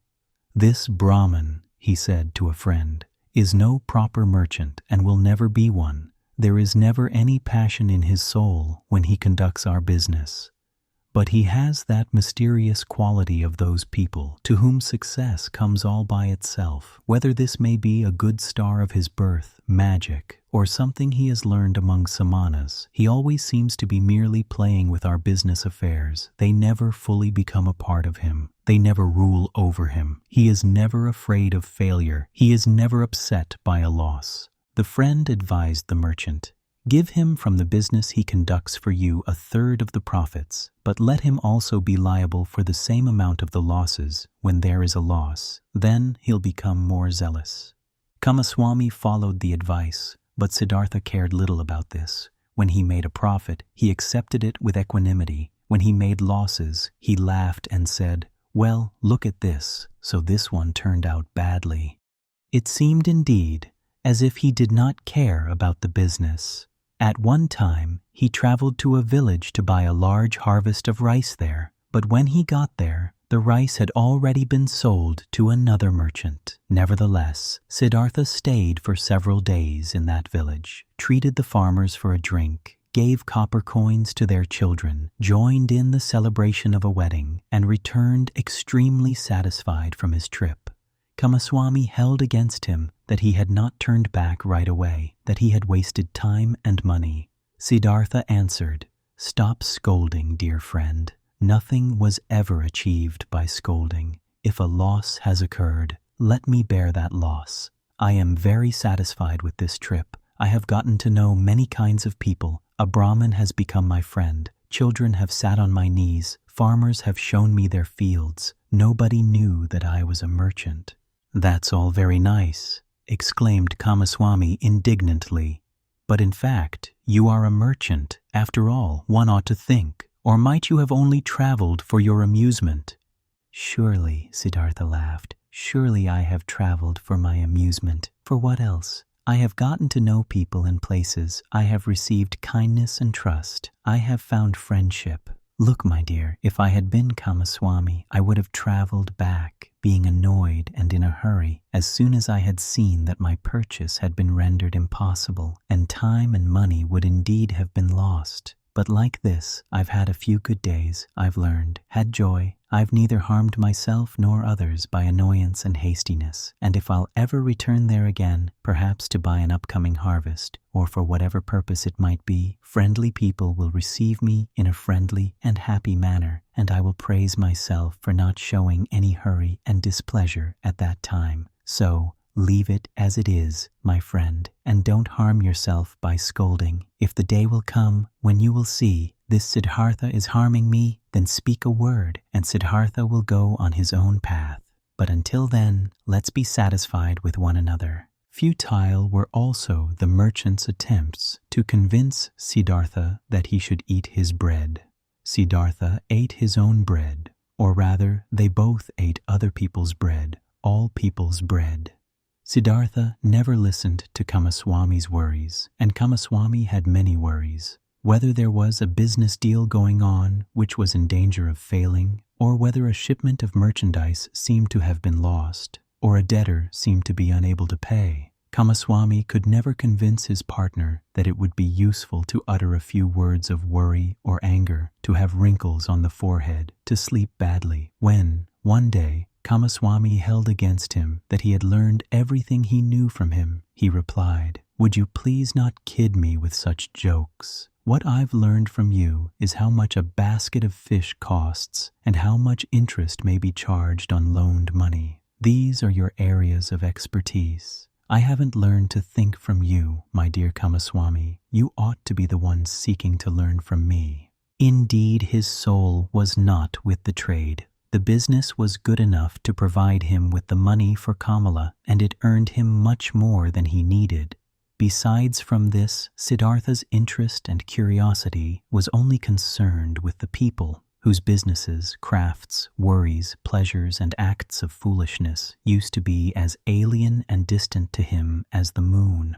However easily he succeeded in talking to all of them, in living with all of them, in learning from all of them, he was still aware that there was something which separated him from them, and this separating factor was him being a samana. He saw mankind going through life in a childlike or animal-like manner, which he loved and also despised at the same time. He saw them toiling, saw them suffering, and becoming gray for the sake of things which seemed to him entirely unworthy of this price, for money, for little pleasures, for being slightly honored. He saw them scolding and insulting each other. He saw them complaining about pain at which a samana would only smile, and suffering because of deprivations which a samana would not feel. He was open to everything these people brought his way. Welcome was the merchant who offered him linen for sale. Welcome was the debtor who sought another loan. Welcome was the beggar who told him for 1 hour the story of his poverty, and who was not half as poor as any given samana. He did not treat the rich foreign merchant any different than the servant who shaved him, and the street vendor whom he let cheat him out of some small change when buying bananas. When Kamaswami came to him to complain about his worries or to reproach him concerning his business, he listened curiously and happily, was puzzled by him, tried to understand him, consented that he was a little bit right, only as much as he considered indispensable, and turned away from him towards the next person who would ask for him. And there were many who came to him, many to do business with him, many to cheat him, many to draw some secret out of him, many to appeal to his sympathy, many to get his advice. He gave advice, he pitied, He made gifts. He let them cheat him a bit. And this entire game, and the passion with which all people played this game, occupied his thoughts, just as much as the gods and Brahmins used to occupy them. At times he felt deep in his chest a dying, quiet voice, which admonished him quietly, lamented quietly. He hardly perceived it. And then, for an hour, he became aware of the strange life he was leading, of him doing lots of things which were only a game, of, though being happy and feeling joy at times, real life still passing him by and not touching him. As a ball player plays with his balls, he played with his business deals, with the people around him, watched them, found amusement in them.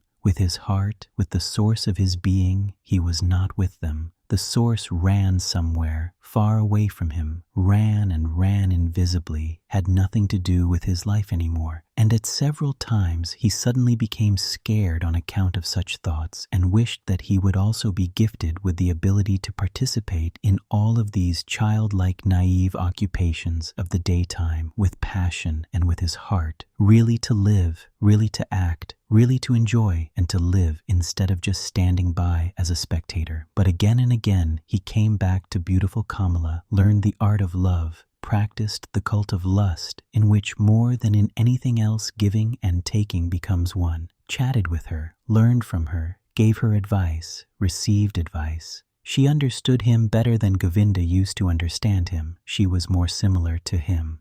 Once he said to her, "You are like me, you are different from most people. You are Kamala, nothing else, and inside of you there is a peace and refuge to which you can go at every hour of the day and be at home at yourself, as I can also do. Few people have this, and yet all could have it." "Not all people are smart," said Kamala. "No," said Siddhartha, "that's not the reason why. Kamaswami is just as smart as I, and still has no refuge in himself. Others have it, who are small children with respect to their mind.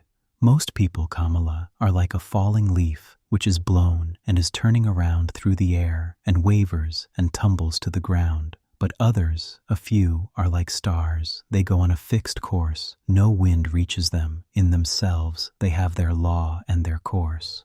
Among all the learned men and samanas, of which I knew many, there was one of this kind, a perfected one. I'll never be able to forget him. It is that Gautama, the exalted one, who is spreading those teachings. Thousands of followers are listening to his teachings every day, follow his instructions every hour, but they are all falling leaves. Not in themselves, they have teachings and a law." Kamala looked at him with a smile. "Again, you're talking about him," she said. "Again, you're having a samana's thoughts."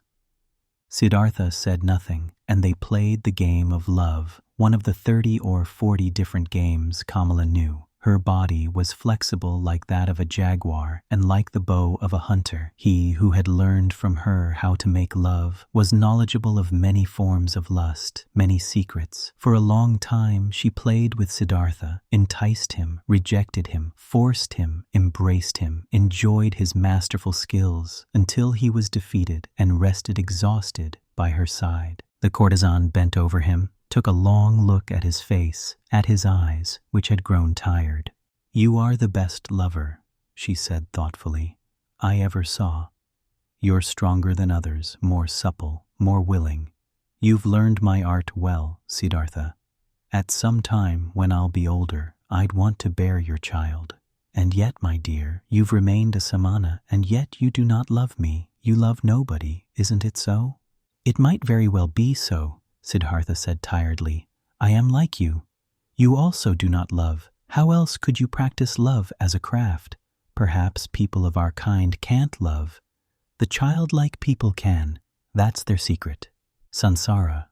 For a long time, Siddhartha had lived the life of the world and of lust, though without being a part of it. His senses, which he had killed off in hot years as a samana, had awoken again. He had tasted riches, had tasted lust, had tasted power. Nevertheless, he had still remained in his heart for a long time a samana. Kamala, being smart, had realized this quite right. It was still the art of thinking, of waiting, of fasting, which guided his life. Still, the people of the world, the childlike people, had remained alien to him as he was alien to them. Years passed by, surrounded by the good life. Siddhartha hardly felt them fading away. He had become rich. For quite a while, he possessed a house of his own and his own servants, and a garden before the city by the river. The people liked him. They came to him whenever they needed money or advice, but there was nobody close to him except Kamala. That high, bright state of being awake, which he had experienced that one time at the height of his youth in those days after Gautama's sermon, after the separation from Govinda, that tense expectation, that proud state of standing alone without teachings and without teachers, that supple willingness to listen to the divine voice in his own heart had slowly become a memory, had been fleeting, distant and quiet. The holy source murmured, which used to be near, which used to murmur within himself.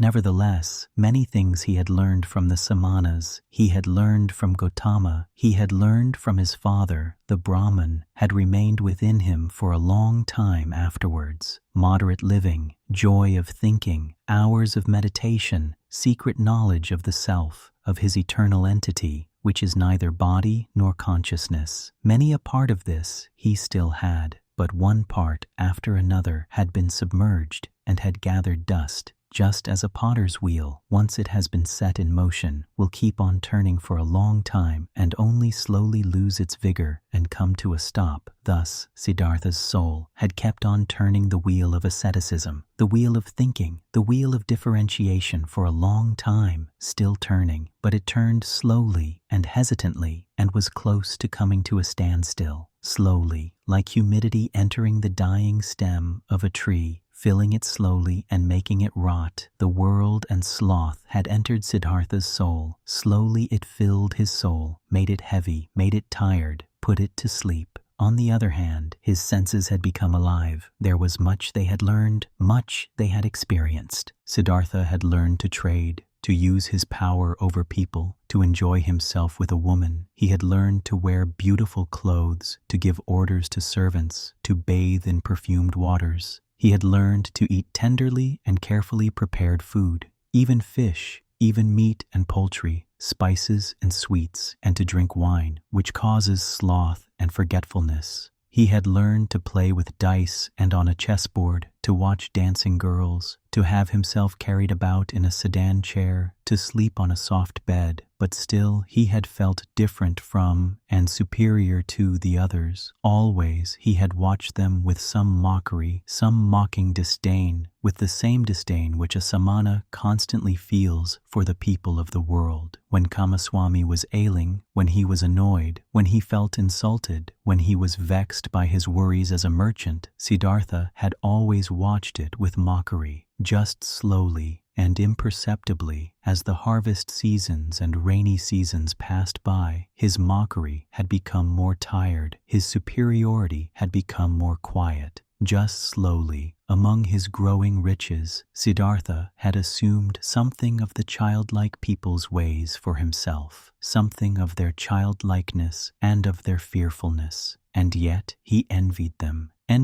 just the more similar he became to them. He envied them for the one thing that was missing from him and that they had, the importance they were able to attach to their lives, the amount of passion in their joys and fears, the fearful but sweet happiness of being constantly in love. These people were all of the time in love with themselves, with women, with their children, with honors or money, with plans or hopes. But he did not learn this from them, this out of all things, this joy of a child and this foolishness of a child. He learned from them out of all things the unpleasant ones, which he himself despised. It happened more and more often that, In the morning, after having had company the night before, he stayed in bed for a long time, felt unable to think and tired. It happened that he became angry and impatient when Kamaswami bored him with his worries. It happened that he laughed just too loud when he lost a game of dice. His face was still smarter and more spiritual than others, but it rarely laughed and assumed one after another those features which are so often found in the faces of rich people, those features of discontent, of sickliness, of ill humor, of sloth, of a lack of love. Slowly, the disease of the soul, which rich people have, grabbed hold of him. Like a veil, like a thin mist, tiredness came over Siddhartha, slowly, getting a bit denser every day, a bit murkier every month, a bit heavier every year, as a new dress becomes old in time, loses its beautiful color in time, gets stains, gets wrinkles, gets worn off at the seams, and starts to show threadbare spots here and there. Thus, Siddhartha's new life, which he had started after his separation from Govinda, had grown old, lost color and splendor as the years passed by, was gathering wrinkles and stains, and hidden at bottom, already showing its ugliness here and there. Disappointment and disgust were waiting. Siddhartha did not notice it. He only noticed that this bright and reliable voice inside of him, which had awoken in him at that time and had ever guided him in his best times, had become silent. He had been captured by the world, by lust, covetousness, sloth, and finally also by that vice which he had used to despise and mock the most as the most foolish one of all vices, greed. Property, possessions, and riches also had finally captured him. They were no longer a game, and trifles to him had become a shackle and a burden. In a strange and devious way, Siddhartha had gotten into this final and most base of all dependencies by means of the game of dice. It was since that time, when he had stopped being a samana in his heart, that Siddhartha began to play the game for money and precious things, which he at other times only joined with a smile and casually as a custom of the childlike people. With an increasing rage and passion, he was a feared gambler. Few dared to take him on, so high and audacious were his stakes. He played the game due to a pain of his heart. Losing and wasting his wretched money in the game brought him an angry joy. In no other way he could demonstrate his disdain for wealth, the merchant's false god, more clearly and more mockingly. Thus he gambled with high stakes and mercilessly, hating himself, mocking himself, won thousands, threw away thousands, lost money, lost jewelry, lost a house in the country, won again, lost again. That fear, that terrible and petrifying fear, which he felt while he was rolling the dice, while he was worried about losing high stakes, that fear he loved and sought to always renew it, always increase it, always get it to a slightly higher level, for in this feeling alone, he still felt something like happiness, something like an intoxication, something like an elevated form of life in the midst of his saturated, lukewarm, dull life. And after each big loss, his mind was set on new riches, pursued the trade more zealously, forced his debtors more strictly to pay, because he wanted to continue gambling, he wanted to continue squandering, continue demonstrating his disdain of wealth. Siddhartha lost his calmness when losses occurred, lost his patience when he was not paid on time, lost his kindness towards beggars, lost his disposition for giving away and loaning money to those who petitioned him. He, who gambled away tens of thousands at one roll of the dice and laughed at it, became more strict and more petty in his business, occasionally dreaming at night about money. And whenever he woke up from this ugly spell, whenever he found his face in the mirror at the bedroom's wall to have aged and become more ugly, whenever embarrassment and disgust came over him, he continued fleeing into a new game, fleeing into a numbing of his mind brought on by wine, and from there he fled back into the urge to pile up and obtain possessions. In this pointless cycle he ran, growing tired, growing old, growing ill. Then the time came when a dream warned him. He had spent the hours of the evening with Kamala in her beautiful pleasure garden. They had been sitting under the trees, talking, and Kamala had said thoughtful words, words behind which a sadness and tiredness lay hidden. She had asked him to tell her about Gautama and could not hear enough of him, how clear his eyes, how still and beautiful his mouth, how kind his smile, how peaceful his walk had been. For a long time he had to tell her about the exalted Buddha, and Kamala had sighed and had said, "One day, perhaps soon, I'll also follow that Buddha. I'll give him my pleasure garden for a gift and take my refuge in his teachings." But after this, she had aroused him and had tied him to her in the act of making love with painful fervor, biting and in tears, as if, once more, she wanted to squeeze the last sweet drop out of this vain, fleeting pleasure. Never before it had become so strangely clear to Siddhartha how closely lust was akin to death. Then he had lain by her side, and Kamala's face had been close to him, and under her eyes and next to the corners of her mouth, he had, as clearly as never before, read a fearful inscription, an inscription of small lines, of slight grooves, an inscription reminiscent of autumn and old age, just as Siddhartha himself, who was only in his 40s, had already noticed here and there gray hairs among his black ones. Tiredness was written on Kamala's beautiful face, tiredness from walking a long path, which has no happy destination, tiredness and the beginning of withering and concealed, still unsaid, perhaps not even conscious anxiety, fear of old age, fear of the autumn, fear of having to die. With a sigh, he had bid his farewell to her, the soul full of reluctance and full of concealed anxiety. Then, Siddhartha had spent the night in his house with dancing girls and wine, had acted as if he was superior to them towards the fellow members of his caste, though this was no longer true, had drunk much wine and gone to bed a long time after midnight, being tired and yet excited, close to weeping and despair, and had for a long time sought to sleep in vain, his heart full of misery which he thought he could not bear any longer, full of a disgust which he felt penetrating his entire body like the lukewarm, repulsive taste of the wine, the just too sweet, dull music, the just too soft smile of the dancing girls, the just too sweet scent of their hair and breasts. But more than by anything else, he was disgusted by himself, by his perfumed hair, by the smell of wine from his mouth, by the flabby tiredness and listlessness of his skin, like when someone who has eaten and drunk far too much vomits it back up again with agonizing pain and is nevertheless glad about the relief. Thus this sleepless man wished to free himself of these pleasures, these habits, and all of this pointless life and himself, in an immense burst of disgust. Not until the light of the morning and the beginning of the first activities in the street before his city house, he had slightly fallen asleep, had found for a few moments a half unconsciousness, a hint of sleep.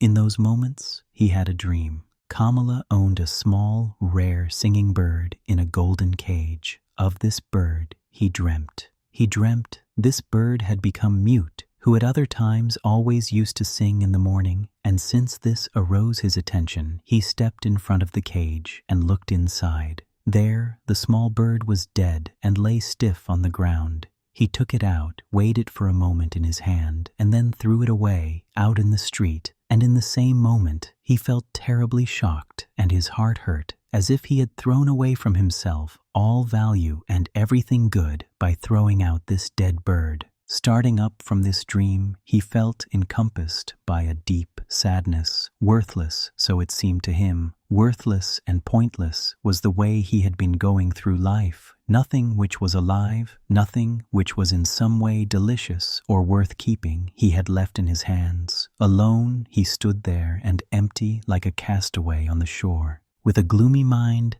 Siddhartha went to the pleasure garden he owned, locked the gate, sat down under a mango tree, felt death in his heart and horror in his chest, sat and sensed how everything died in him, withered in him, came to an end in him. By and by he gathered his thoughts, and in his mind he once again went the entire path of his life, starting with the first days he could remember. When was there ever a time when he had experienced happiness, felt a true bliss? Oh yes, several times he had experienced such a thing. In his years as a boy, he had had a taste of it. when he had obtained praise from the Brahmins, he had felt it in his heart. There is a path in front of the one who has distinguished himself in the recitation of the holy verses, in the dispute with the learned ones, as an assistant in the offerings. Then he had felt it in his heart. There is a path in front of you are destined for. The gods are awaiting you. And again, as a young man, when the ever-rising, upward-fleeing goal of all thinking had ripped him out of and up from the multitude of those seeking the same goal, when he wrestled in pain for the purpose of Brahman, when every obtained knowledge only kindled new thirst in him, then again he had, in the midst of the thirst, in the midst of the pain, felt this very same thing. Go on, you are called upon.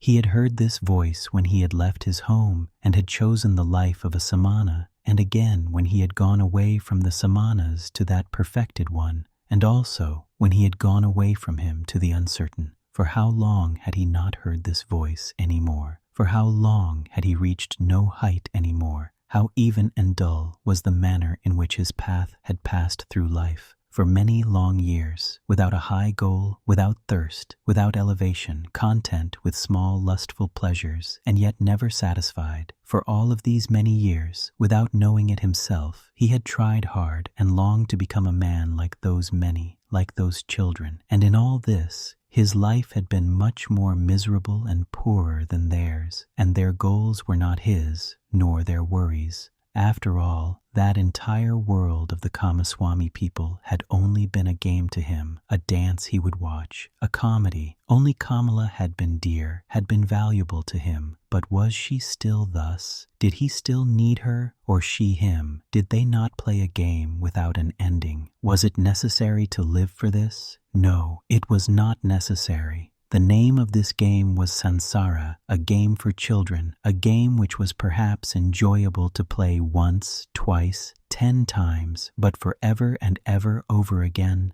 Then Siddhartha knew that the game was over, that he could not play it any more. Shivers ran over his body, inside of him, so he felt something had died.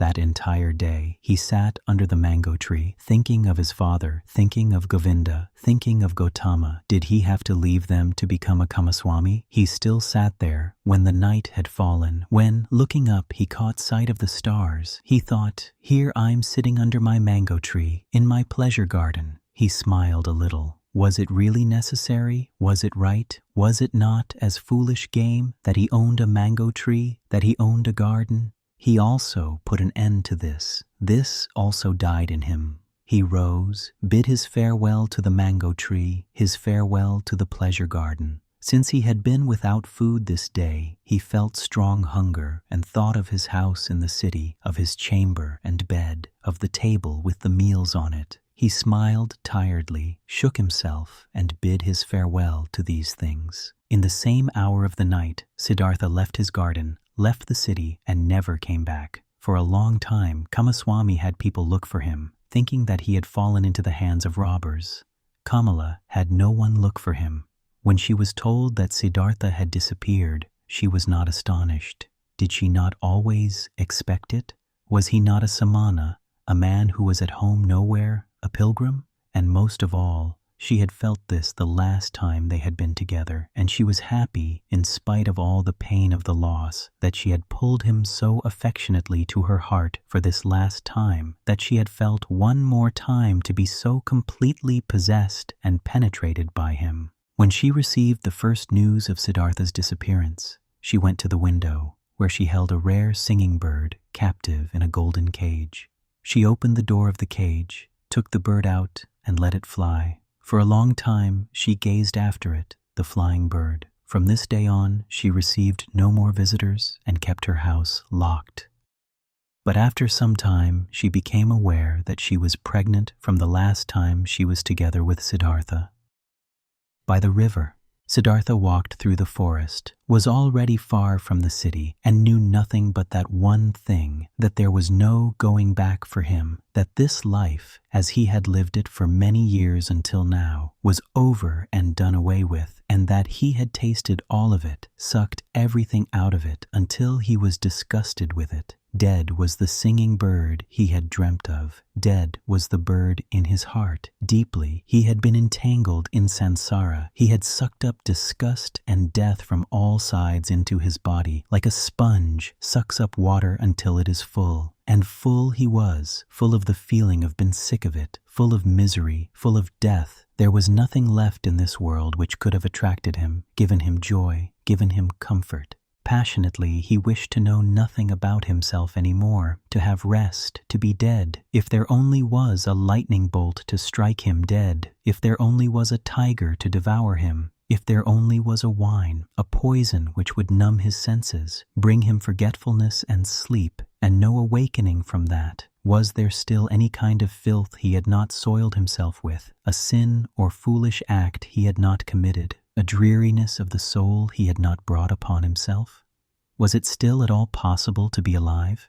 Was it possible to breathe in again and again, to breathe out, to feel hunger, to eat again, to sleep with a woman again? Was this cycle not exhausted and brought to a conclusion for him? Siddhartha reached the large river in the forest, the same river over which a long time ago, when he had still been a young man and came from the town of Gautama, a ferryman had conducted him. By this river he stopped. Hesitantly he stood at the bank. Tiredness and hunger had weakened him, and whatever for should he walk on, wherever to which goal? No, there were no more goals. There was nothing left but the deep, painful yearning to shake off this whole desolate dream, to spit out this stale wine, to put an end to this miserable and shameful life. A hang bent over the bank of the river, a coconut tree. Siddhartha leaned against its trunk with his shoulder, embraced the trunk with one arm, and looked down into the green water, which ran and ran under him, looked down and found himself to be entirely filled with the wish to let go and to drown in these waters. A frightening emptiness was reflected back at him by the water, answering to the terrible emptiness in his soul. Yes, he had reached the end. There was nothing left for him except to annihilate himself, except to smash the failure into which he had shaped his life, to throw it away before the feet of mockingly laughing gods. This was the great vomiting he had longed for, death, the smashing to bits of the form he hated. Let him be food for fishes, this dog Siddhartha, this lunatic, this depraved and rotten body, this weakened and abused soul. Let him be food for fishes and crocodiles. Let him be chopped to bits by the demons. With a distorted face, he stared into the water, saw the reflection of his face, and spit at it. In deep tiredness, he took his arm away from the trunk of the tree and turned a bit, in order to let himself fall straight down, in order to finally drown. With his eyes closed, he slipped towards death. Then, out of remote areas of his soul, out of past times of his now weary life, a sound stirred up. It was a word, a syllable, which he, without thinking, with a slurred voice, spoke to himself. The old word which is the beginning and the end of all prayers of the Brahmins, the holy Om, which roughly means that what is perfect or the completion. And in the moment when the sound of Om touched Siddhartha's ear, his dormant spirit suddenly woke up and realized the foolishness of his actions. Siddhartha was deeply shocked. So this was how things were with him, so doomed was he. So much he had lost his way and was forsaken by all knowledge, that he had been able to seek death, that this wish of a child, had been able to grow in him, to find rest by annihilating his body. What all agony of these recent times, all sobering realizations, all desperation had not brought about, this was brought on by this moment. When the Om entered his consciousness, he became aware of himself in his misery and in his error. Om, he spoke to himself. Om. And again he knew about Brahman, knew about the indestructibility of life, knew about all that is divine, which he had forgotten. But this was only a moment, flash. By the foot of the coconut tree, Siddhartha collapsed, struck down by tiredness, mumbling Om, placed his head on the root of the tree, and fell into a deep sleep. Deep was his sleep, and without dreams. For a long time he had not known such a sleep any more. When he woke up after many hours, he felt as if 10 years had passed. He heard the water quietly flowing, did not know where he was and who had brought him here, opened his eyes, saw with astonishment that there were trees and the sky above him, and he remembered where he was and how he got here. But it took him a long while for this, and the past seemed to him as if it had been covered by a veil, infinitely distant, infinitely far away, infinitely meaningless. He only knew that his previous life, in the first moment when he thought about it, this past life seemed to him like a very old, previous incarnation, like an early pre-birth of his present self, that his previous life had been abandoned by him, that full of disgust and wretchedness he had even intended to throw his life away, but that by a river, under a coconut tree, he had come to his senses, the holy word Om on his lips, that then he had fallen asleep and had now woken up and was looking at the world as a new man.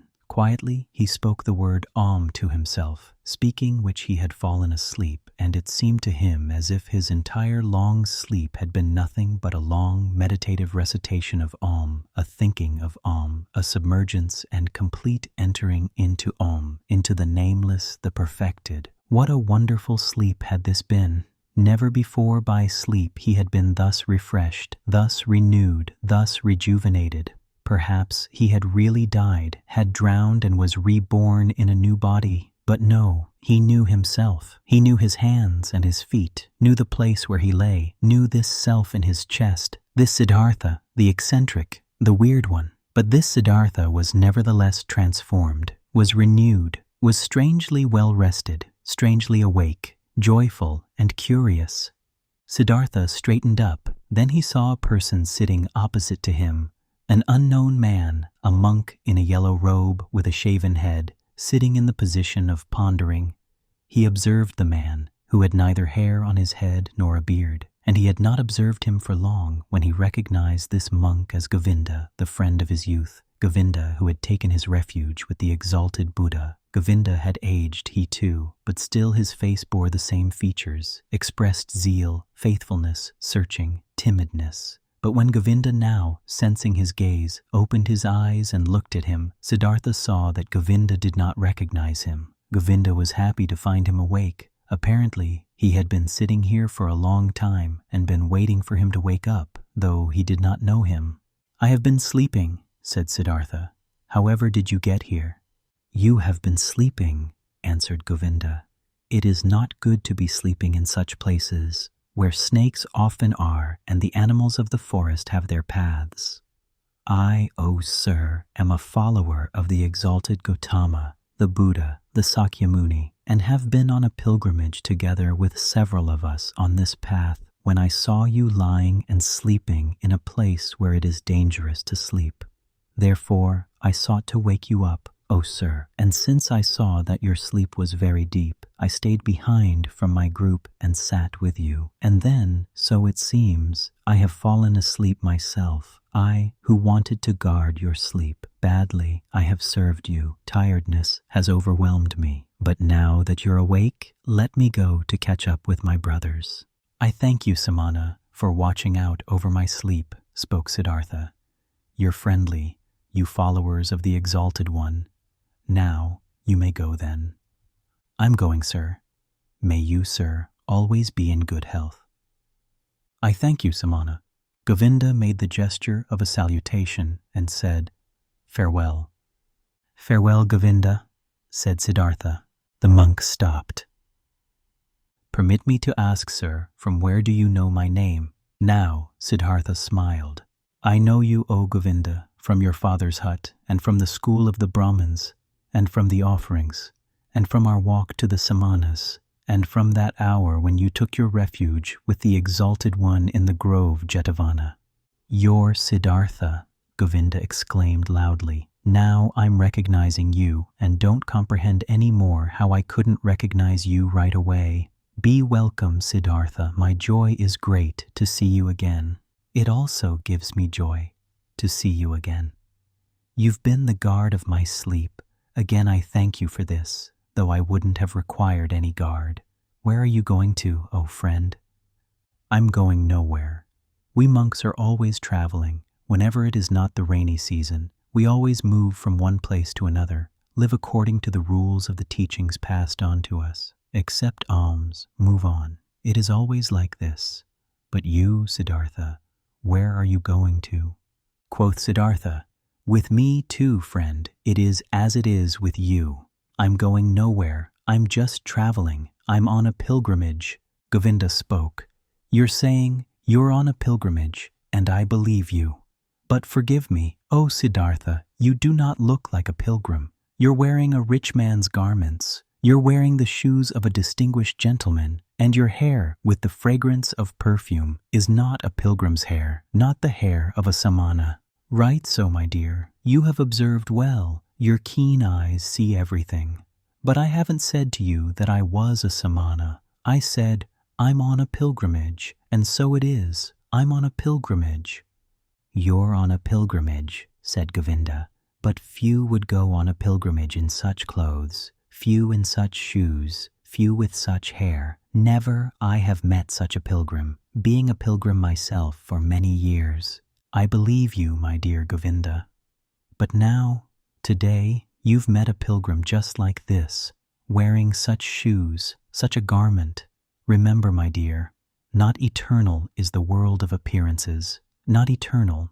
Anything but eternal are our garments and the style of our hair and bodies themselves. I'm wearing a rich man's clothes. You've seen this quite right. I'm wearing them because I have been a rich man, and I'm wearing my hair like the worldly and lustful people, for I have been one of them. And now, Siddhartha, what are you now? I don't know it. I don't know it just like you. I'm traveling.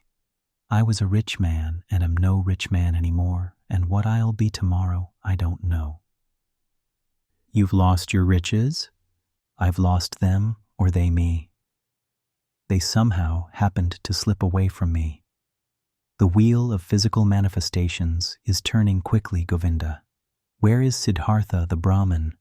Where is Siddhartha the Samana? Where is Siddhartha the rich man? Non-eternal things change quickly, Govinda. You know it. Govinda looked at the friend of his youth for a long time with doubt in his eyes. After that, he gave him the salutation which one would use on a gentleman and went on his way. With a smiling face, Siddhartha watched him leave. He loved him still, this faithful man, this fearful man. And how could he not have loved everybody and everything in this moment, in the glorious hour after his wonderful sleep, filled with Om, the enchantment which had happened inside of him in his sleep, and by means of the Om was this very thing that he loved everything, that he was full of joyful love for everything he saw. And it was this very thing, so it seemed to him now, which had been his sickness before, that he was not able to love anybody or anything. With a smiling face, Siddhartha watched the leaving monk. The sleep had strengthened him much, but hunger gave him much pain, for by now he had not eaten for 2 days, and the times were long past when he had been tough against hunger. With sadness, and yet also with a smile, he thought of that time. In those days, so he remembered, he had boasted of 3 things to Kamala, had been able to do 3 noble and undefeatable feats: fasting, waiting, thinking. These had been his possessions, his power and strength, his solid staff. In the busy, laborious years of his youth, he had learned these 3 feats, nothing else, and now they had abandoned him. None of them was his anymore, neither fasting, nor waiting, nor thinking. For the most wretched things he had given them up, for what fades most quickly, for sensual lust, for the good life, for riches. His life had indeed been strange, and now, so it seemed, now he had really become a childlike person. Siddhartha thought about his situation. Thinking was hard on him. He did not really feel like it, but he forced himself. Now, he thought, since all these most easily perishing things have slipped from me again, now I'm standing here under the sun again, just as I have been standing here a little child. Nothing is mine. I have no abilities. There is nothing I could bring about. I have learned nothing. How wondrous is this, now that I'm no longer young, that my hair is already half gray, that my strength is fading. Now I'm starting again at the beginning and as a child. Again, he had to smile. now. Yes, his fate had been strange. Things were going downhill with him, and now he was again facing the world void and naked and stupid. But he could not feel sad about this. No, he even felt a great urge to laugh about himself, to laugh about this strange, foolish world. Things are going downhill with you, he said to himself, and laughed about it. And as he was saying it, he happened to glance at the river, and he also saw the river going downhill, always moving on downhill, and singing and being happy through it all. He liked this well. Kindly he smiled at the river. Was this not the river in which he had intended to drown himself in past times, 100 years ago? Or had he dreamed this? Wondrous indeed was my life, so he thought. Wondrous detours it has taken. As a boy, I had only to do with gods and offerings. As a youth, I had only to do with asceticism, with thinking and meditation, was searching for Brahman, worshipped the eternal in the Atman. But as a young man, I followed the penitents, lived in the forest, suffered of heat and frost, learned to hunger, taught my body to become dead. Wonderfully, soon afterwards, insight came towards me in the form of the great Buddha's teachings. I felt the knowledge of the oneness of the world circling in me like my own blood. But I also had to leave Buddha and the great knowledge. I went and learned the art of love with Kamala, learned trading with Kamaswami, piled up money, wasted money, learned to love my stomach, learned to please my senses. I had to spend many years losing my spirit, to unlearn thinking again, to forget the oneness. Isn't it just as if I had turned slowly and on a long detour from a man into a child, from a thinker into a childlike person? And yet this path has been very good, and yet the bird in my chest has not died. But what a path has this been! I had to pass through so much stupidity, through so much vice, through so many errors, through so much disgust and disappointments and woe, just to become a child again and to be able to start over. But it was right, so my heart says yes to it. My eyes smile to it. I've had to experience despair. I've had to sink down to the most foolish one of all thoughts, to the thought of suicide, in order to be able to experience divine grace, to hear Om again, to be able to sleep properly and awake properly again. I had to become a fool, to find Atman in me again. I had to sin to be able to live again. Where else might my path lead me to? It is foolish, this path. It moves in loops. Perhaps it is going around in a circle. Let it go as it likes. I want to take it. Wonderfully, he felt joy rolling like waves in his chest. Wherever from, he asked his heart, where from did you get this happiness? Might it come from that long, good sleep, which has done me so good, or from the word Om, which I said, or from the fact that I have escaped, that I have completely fled, that I am finally free again, and am standing like a child under the sky? Oh, how good is it to have fled, to have become free! How clean and beautiful is the air here, how good to breathe.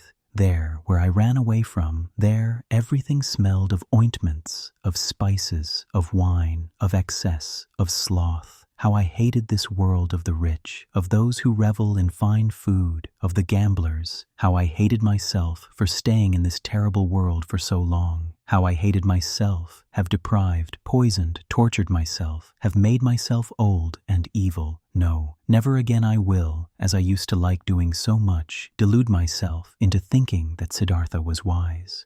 But this one thing I have done well. This I like, this I must praise, that there is now an end to that hatred against myself, to that foolish and dreary life. I praise you, Siddhartha. After so many years of foolishness, you have once again had an idea, have done something, have heard the bird in your chest singing, and have followed it. Thus he praised himself, found joy in himself, listened curiously to his stomach, which was rumbling with hunger. He had now, so he felt, in these recent times and days, completely tasted and spit out, devoured up to the point of desperation and death, a piece of suffering, a piece of misery. Like this, it was good. For much longer, he could have stayed with Kamaswami, made money, wasted money, filled his stomach, and let his soul die of thirst. for much longer. He could have lived in this soft, well-upholstered hell if this had not happened. The moment of complete hopelessness and despair, that most extreme moment when he hung over the rushing waters and was ready to destroy himself, that he had felt this despair, this deep disgust, and that he had not succumbed to it, that the bird, the joyful source and voice in him was still alive after all. This was why he felt joy. This was why he laughed. This was why his face was smiling brightly under his hair, which had turned gray. It is good, he thought, to get a taste of everything for oneself, which one needs to know. That lust for the world and riches do not belong to the good things. I have already learned as a child. I have known it for a long time, but I have experienced only now. And now I know it. Don't just know it in my memory, but in my eyes, in my heart, in my stomach. Good for me to know this. For a long time he pondered his transformation, listened to the bird as it sang for joy. Had not this bird died in him? Had he not felt its death? No, something else from within him had died, something which already for a long time had yearned to die. Was it not this what he used to intend to kill in his ardent years as a penitent? Was this not his self, his small, frightened, and proud self he had wrestled with for so many years, which had defeated him again and again, which was back again after every killing, prohibited joy, felt fear? Was it not this which today had finally come to its death, here in the forest, by this lovely river? Was it not due to this death that he was now like a child, so full of trust, so without fear, so full of joy? Now Siddhartha also got some idea of why he had fought this self in vain as a Brahmin, as a penitent. Too much knowledge had held him back. Too many holy verses, too many sacrificial rules, too much self-castigation, so much doing and striving for that goal. Full of arrogance he had been, always the smartest, always working the most, always one step ahead of all others, always the knowing and spiritual one, always the priest or wise one. Into being a priest, into this arrogance, into this spirituality, his self had retreated. There it sat firmly and grew, while he thought he would kill it by fasting and penance. Now he saw it and saw that the secret voice had been right, that no teacher would ever have been able to bring about his salvation. Therefore, he had to go out into the world, lose himself to lust and power, to woman and money, had to become a merchant, a dice gambler, a drinker, and a greedy person, until the priest and samana in him was dead. Therefore, he had to continue bearing these ugly years, bearing the disgust, the teachings, the pointlessness of a dreary and wasted life up to the end, up to bitter despair, until Siddhartha the lustful, Siddhartha the greedy, could also die. He had died. A new Siddhartha had woken up from the sleep. He would also grow old. He would also eventually have to die. Mortal was Siddhartha. Mortal was every physical form. But today he was young, was a child, the new Siddhartha, and was full of joy. He thought these thoughts, listened with a smile to his stomach, listened gratefully to a buzzing bee. Cheerfully he looked into the rushing river. Never before he had liked a water so well as this one. Never before he had perceived the voice and the parable of the moving water thus strongly and beautifully. It seemed to him as if the river had something special to tell him, something he did not know yet, which was still awaiting him. In this river, Siddhartha had intended to drown himself. In it, the old, tired, desperate Siddhartha had drowned today. But the new Siddhartha felt a deep love for this rushing water and decided for himself not to leave it very soon. The ferryman.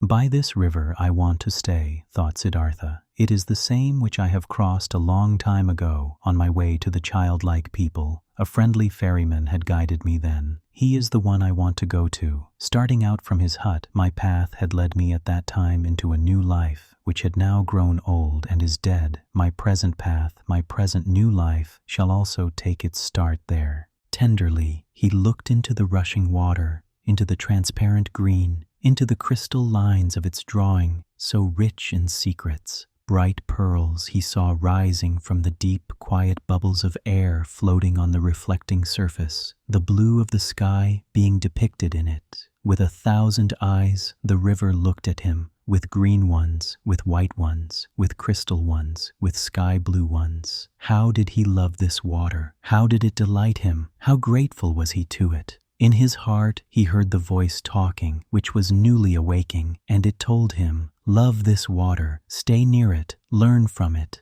Oh yes, he wanted to learn from it. He wanted to listen to it. He who would understand this water and its secrets, so it seemed to him, would also understand many other things, many secrets, all secrets. But out of all secrets of the river, he today only saw one. This one touched his soul. He saw this water ran and ran, incessantly it ran, and was nevertheless always there, was always at all times the same, and yet new in every moment. Great be he who would grasp this, understand this. He understood and grasped it not, only felt some idea of it stirring, a distant memory, divine voices. Siddhartha rose. The workings of hunger in his body became unbearable. In a daze he walked on, up the path by the bank, upriver, listened to the current, listened to the rumbling hunger in his body. When he reached the ferry, the boat was just ready, and the same ferryman who had once transported the young samana across the river stood in the boat. Siddhartha recognized him. He had also aged very much. "Would you like to ferry me over?" he asked. The ferryman, being astonished to see such an elegant man walking along and on foot, took him into his boat and pushed it off the bank. "It's a beautiful life you have chosen for yourself," the passenger spoke. "It must be beautiful to live by this water every day and to cruise on it." With a smile, the man at the oar moved from side to side. "It is beautiful, sir. It is as you say. But isn't every life, isn't every work beautiful? This may be true. But I envy you for yours. Ah, you would soon stop enjoying it. This is nothing for people wearing fine clothes." Siddhartha laughed. "Once before, I have been looked upon today because of my clothes. I have been looked upon with distrust. Wouldn't you, ferryman, like to accept these clothes, which are a nuisance to me, from me? For you must know, I have no money to pay your fare." "You're joking, sir," the ferryman laughed. "I'm not joking, friend. Behold, once before you have ferried me across this water in your boat for the immaterial reward of a good deed. Thus do it today as well, and accept my clothes for it.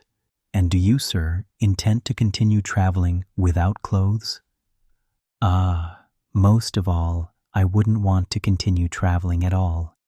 Most of all, I would rather you, ferryman, gave me an old loincloth and kept me with you as your assistant, or rather as your trainee, for I'll have to learn first how to handle the boat." For a long time, the ferryman looked at the stranger, searching. "Now I recognize you," he finally said. "At one time, you've slept in my hut. This was a long time ago, possibly more than 20 years ago, and you've been ferried across the river by me, and we parted like good friends. Haven't you been a samana? I can't think of your name anymore." "My name is Siddhartha, and I was a samana when you've last seen me."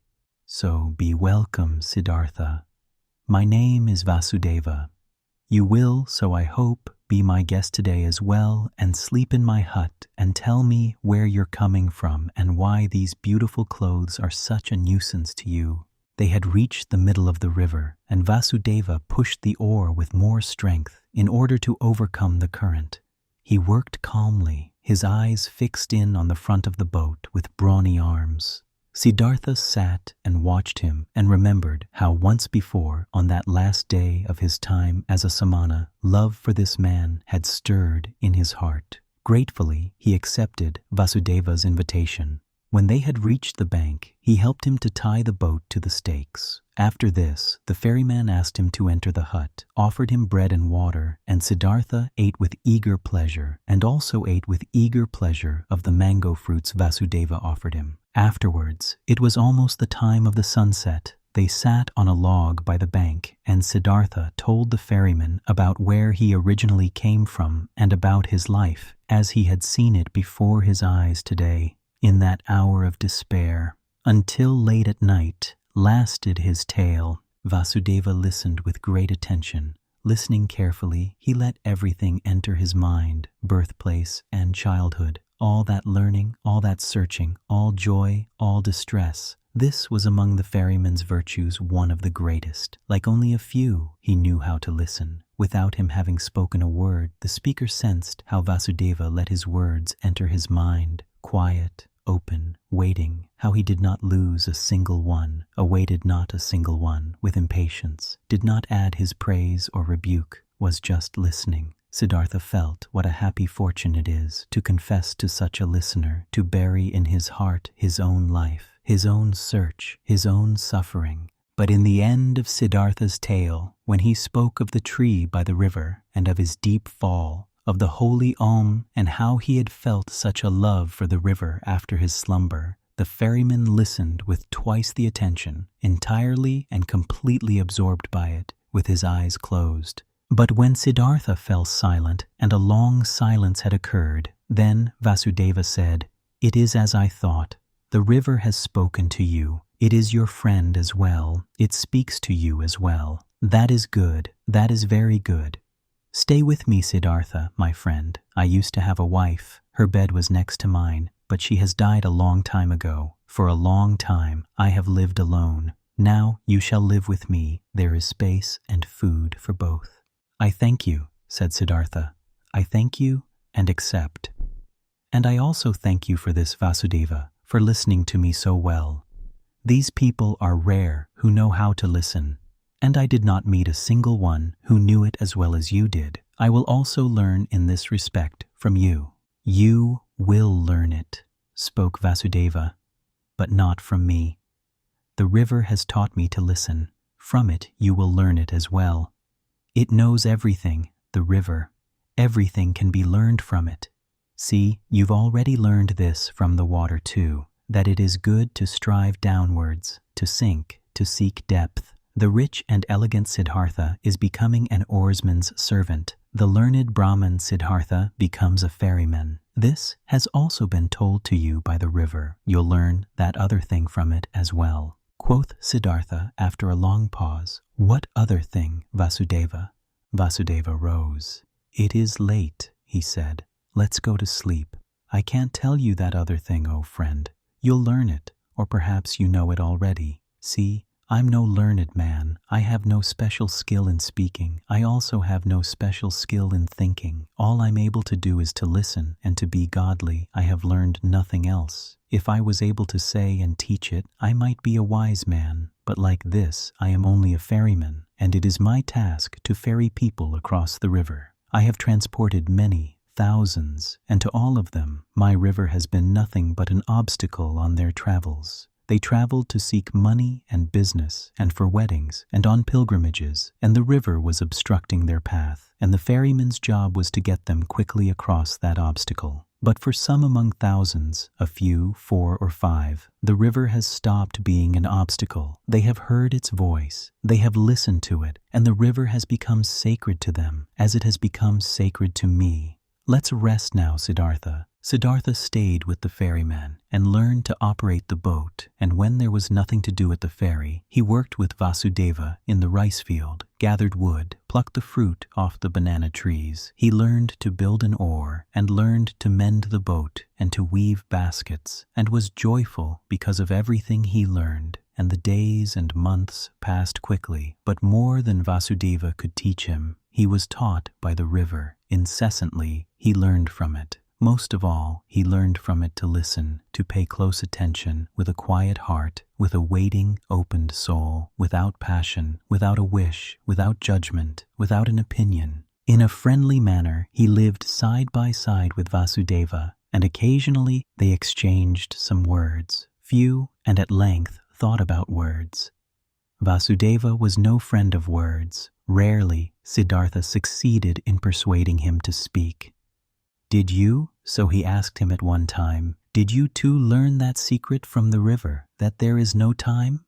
Vasudeva's face was filled with a bright smile. "Yes, Siddhartha," he spoke. "It is this what you mean, isn't it? That the river is everywhere at once, at the source and at the mouth, at the waterfall, at the ferry, at the rapids, in the sea, in the mountains, everywhere at once, and that there is only the present time for it, not the shadow of the past, not the shadow of the future. This it is, said Siddhartha, and when I had learned it, I looked at my life, and it was also a river, and the boy Siddhartha was only separated from the man Siddhartha and from the old man Siddhartha by a shadow, not by something real. Also, Siddhartha's previous births were no past, and his death and his return to Brahma was no future. Nothing was, nothing will be, everything is, everything has existence and is present. Siddhartha spoke with ecstasy. Deeply, this enlightenment had delighted him. Oh, was not all suffering time? Were not all forms of tormenting oneself and being afraid time? Was not everything hard, everything hostile in the world gone and overcome as soon as one had overcome time, as soon as time would have been put out of existence by one's thoughts? In ecstatic delight he had spoken, but Vasudeva smiled at him brightly and nodded in confirmation. Silently he nodded, brushed his hand over Siddhartha's shoulder, turned back to his work. And once again, when the river had just increased its flow in the rainy season and made a powerful noise, then said Siddhartha, "Isn't it so, O friend? The river has many voices, very many voices. Hasn't it the voice of a king and of a warrior and of a bull and of a bird of the night and of a woman giving birth and of a sighing man and 1,000 other voices more?" So it is, Vasudeva nodded. All voices of the creatures are in its voice. And do you know, Siddhartha continued, what word it speaks when you succeed in hearing all of its 10,000 voices at once? Happily, Vasudeva's face was smiling. He bent over to Siddhartha and spoke the holy Om into his ear. And this had been the very thing which Siddhartha had also been hearing. And time after time, his smile became more similar to the ferryman's, became almost just as bright, almost just as thoroughly glowing with bliss, just as shining out of 1,000 small wrinkles, just as alike to a child's, just as alike to an old man's. Many travelers, seeing the two ferrymen, thought they were brothers. Often they sat in the evening together by the bank on the log, said nothing, and both listened to the water, which was no water to them, but the voice of life, the voice of what exists, of what is eternally taking shape. And it happened from time to time that both, when listening to the river, thought of the same things, of a conversation from the day before yesterday, of one of their travelers, the face and fate of whom had occupied their thoughts, of death, of their childhood, and that they both in the same moment, when the river had been saying something good to them, looked at each other, both thinking precisely the same thing, both delighted about the same answer to the same question. There was something about this ferry and the two ferrymen which was transmitted to others, which many of the travelers felt. It happened occasionally that a traveler, after having looked at the face of one of the ferrymen, started to tell the story of his life, told about pains, confessed evil things, asked for comfort and advice. It happened occasionally that someone asked for permission to stay for a night with them to listen to the river. It also happened that curious people came who had been told that there were 2 wise men, or sorcerers, or holy men living by that ferry. The curious people asked many questions, but they got no answers, and they found neither sorcerers nor wise men. They only found 2 friendly little old men who seemed to be mute and to have become a bit strange and gaga. And the curious people laughed and were discussing how foolishly and gullibly the common people were spreading such empty rumors. The years passed by, and nobody counted them. Then, at one time, monks came by on a pilgrimage, followers of Gautama, the Buddha, who were asking to be ferried across the river, and by them the ferrymen were told that they were most hurriedly walking back to their great teacher, for the news had spread. The exalted one was deadly sick and would soon die his last human death in order to become one with the salvation. It was not long until a new flock of monks came along on their pilgrimage, and another one, and the monks as well as most of the other travelers and people walking through the land spoke of nothing else than of Gautama and his impending death. And as people are flocking from everywhere and from all sides, when they are going to war or to the coronation of a king, and are gathering like ants in droves, thus they flocked, like being drawn on by a magic spell, to where the great Buddha was awaiting his death, where the huge event was to take place, and the great perfected one of an era was to become one with the glory.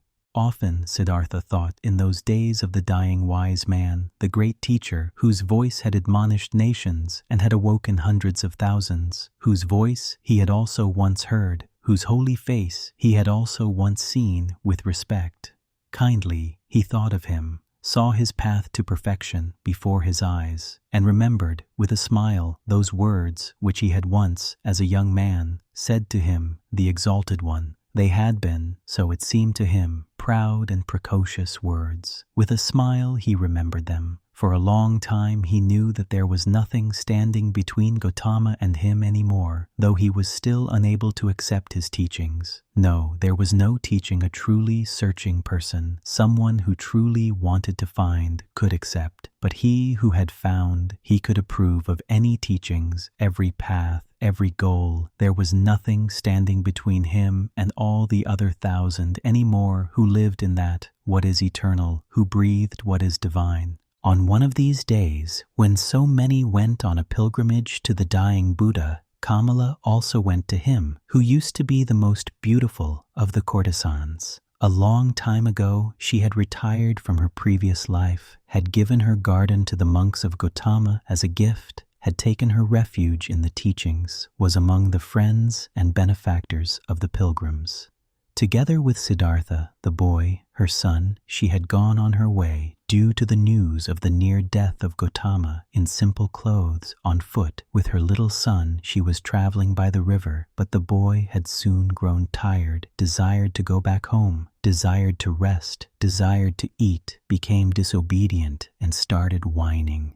Kamala often had to take a rest with him. He was accustomed to having his way against her. She had to feed him, had to comfort him, had to scold him. He did not comprehend why he had to go on this exhausting and sad pilgrimage with his mother to an unknown place, to a stranger who was holy and about to die. So what if he died? How did this concern the boy? The pilgrims were getting close to Vasudeva's ferry when little Siddhartha once again forced his mother to rest. She, Kamala herself, had also become tired, and while the boy was chewing a banana, she crouched down on the ground, closed her eyes a bit, and rested. But suddenly she uttered a wailing scream. The boy looked at her in fear and saw her face having grown pale from horror, and from under her dress a small black snake fled, by which Kamala had been bitten. Hurriedly, they now both ran along the path in order to reach people and got near to the ferry. There, Kamala collapsed and was not able to go any further, but the boy started crying miserably, only interrupting it to kiss and hug his mother, and she also joined his loud screams for help until the sound reached Vasudeva's ears, who stood at the ferry. Quickly, he came walking, took the woman on his arms, carried her into the boat. The boy ran along, and soon they all reached the hut, where Siddhartha stood by the stove and was just lighting the fire. He looked up and first saw the boy's face, which wondrously reminded him of something, like a warning to remember something he had forgotten.